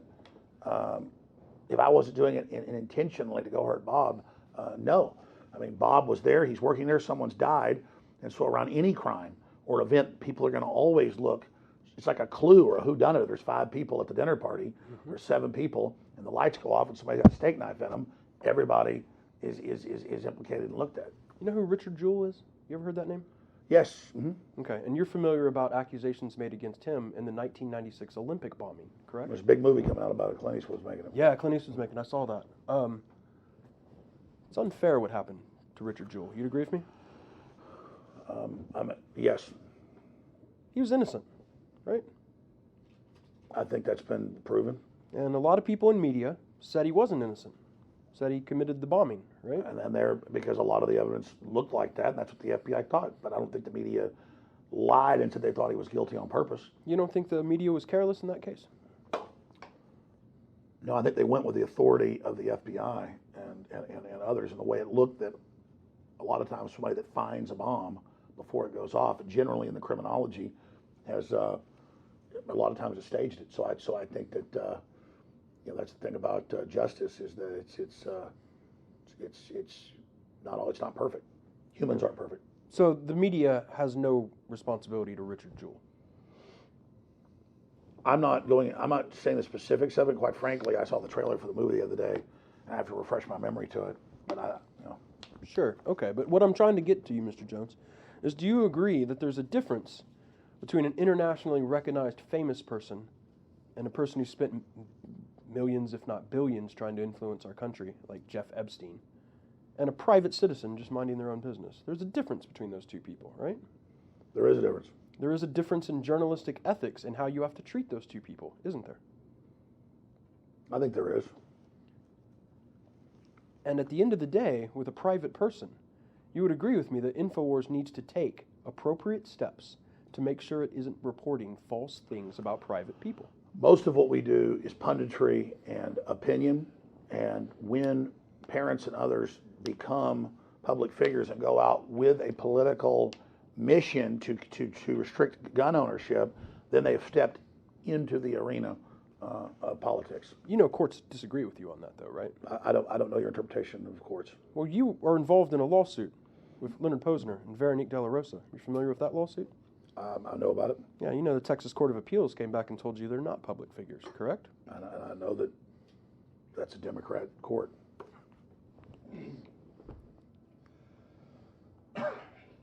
Sure, they'll be delighted to hear that. Well, I mean, the Supreme Court's reversing the Ninth Circuit, all that stuff, and that's just what goes on. See, Mr. Jones, we've got about 10 minutes left. Let me take a quick break and confer with co-counsel. I might be done with questions for you, but I might just have a couple more to finish up. Going off the record at 12:40 p.m. How much longer is left of this? 10 minutes, Mr. Jones. We are back on the record at 12:46 p.m. Mr. Jones, did you have a question? Sorry, Mr. Speaker. I really need to clarify something because I don't think you understood what I said earlier, so I probably mumbled through it. Okay. To clarify my earlier testimony, you kept asking about sources and where these sources are. When we have articles and things, most of it is links. And so when I've given you, to my knowledge, everything we've got. We'll do another search, but 90% of things is links to other sources that are online. And then over time, those links die, and it's very hard to find that stuff. So anything that we haven't given you is outside of my office and not in my office. When you say a source, that would just be newspapers and archives and TV reports that are outside of my office on the internet. Sources for things that I'm thinking about from memory that I need to go out and find. So I must have misunderstood what you meant by sources. I'm sure. Okay. You'd agree it's not general practice, it's not part of your operating protocols to save corroborating information underlying InfoWars' news broadcasts? Well, we saved some of it, but then over time it's over time we just like piles of articles, news folders with information. Yeah, but it tends to get thrown away. Okay. But most of what we have is articles with links, and then that's where people can go look at what we're talking about. And the links go to outside websites and outside TV stations and networks and things. Okay. And so when I talk about, you keep asking about sources of info, where I got something, where I thought something, I need to go back to those original articles that you've been given, but then follow the links through that are on there. I understand Mr. Barnes, Robert Barnes, is no longer representing you? No. Okay. Is he still employed by the company? No. Okay, so he's not general counsel in any No. way? Okay. While he was there, did he have any managerial responsibilities? No. Okay. Did he have any director positions at the company? No. Did he at one point serve as general counsel? If that's the name you call it, he was just trying to manage some things. What does that mean, he's trying to manage some things? He was trying to get the cases organized. Okay, so he's practicing law? Yes. Okay, thank you. Let's say after this deposition, I go to the media and I tell them, you're Bill Hicks, you faked your death, and you're a liar. Is that my opinion, or have I defamed you? That's your opinion. Okay, so people are allowed to do that in your mind. I think they are. But I'm not. I don't sit there and knowingly get things wrong. Okay, no. What I'm asking you, Mr. Jones, if I accuse you of being an imposter, if I say that you're a liar and that you're not really who you say you are, have I damaged you in some way? I haven't sued anybody that calls me Bill Hicks. So the media can report that, and that's totally fine in your mind. And no, citizens have a right, and pundits have a right. People have the right to opinion. I mean, what if I said that this court reporter is Bill Hicks, and that he's lying and he faked his death? Well, I'm not saying that. No, I'm saying it, Mr. Jones. I'm saying it. Have I done anything wrong? If I get on TV and say that? That's up to him, his view. No, I'm asking you. I'm not a court reporter. I'm not asking you if you're a court reporter. I'm asking you, have I done anything wrong? That's a moral judgment, and I'm not speaking for the court reporter. I'm asking you to make a moral judgment for yourself. Is it wrong? I've not said he's somebody else. I did. Right now. I just said that. Is it wrong? If you believe that, then you might be, just have a mental problem or something. If you did it to hurt him, then that would be different. So it doesn't matter how incompetent I am when I make that accusation. As long as I believe it, no matter how wrong I am, how bad I am at my job. No, when you have a giant train of media staged events, ABC News saying here's footage of a Turkish town being blown up of Kurds, and they know it's fake. The public gets to the point where you can't believe anything basically anymore, and that's totally natural and normal. We've all reached that point.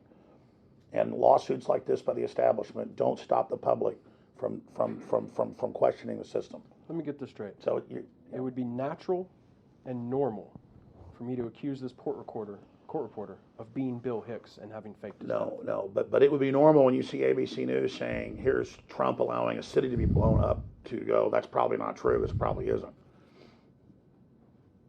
Now, I know you guys probably don't know about that, but you know, that's, you didn't hear about ABC News and the fake city being blown up? He said we're the establishment. When you say we're the establishment, what do you mean by that?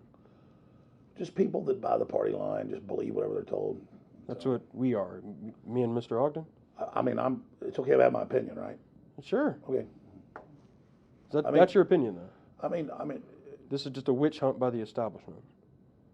Oh, the establishment isn't all behind you? It isn't backing you? Oh, I know the establishment doesn't like you, Mr. Jones. I understand that very well. All right. I understand that very well. I'm asking you, do you believe this lawsuit, us here, that we're involved in some sort of conspiracy against you?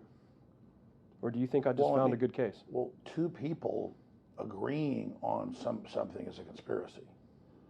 So I don't know. Are you saying that? Sure. Am I in a conspiracy with the establishment? Is that what you think? Well, I think you like publicity and stuff like that, and you're casting yourself as the good guy or whatever, and everything. That's fine. That's what you're doing. When you say I like publicity, you see me on TV? Yeah, with Megyn Kelly and all that. Yeah, about a year ago, maybe a year and a half ago. You ever see me on TV again? I've seen you talking to the press and trying to get on television. I don't think I've been on television, Mr. Jones, but Okay, maybe that's not important. Okay. Let me ask you this. I had asked you earlier in this deposition. It seemed like you didn't feel any shame about the things you were saying. But I want to ask you, now looking back on this, are you sorry? I did all this from a good place in my heart, and I'm really sad the establishment has lied so much and done so much that the public doesn't believe what they're told anymore. There's been a real loss of confidence in the system, everything I've done has been from a place of really trying to get people to think and trying to find out the truth.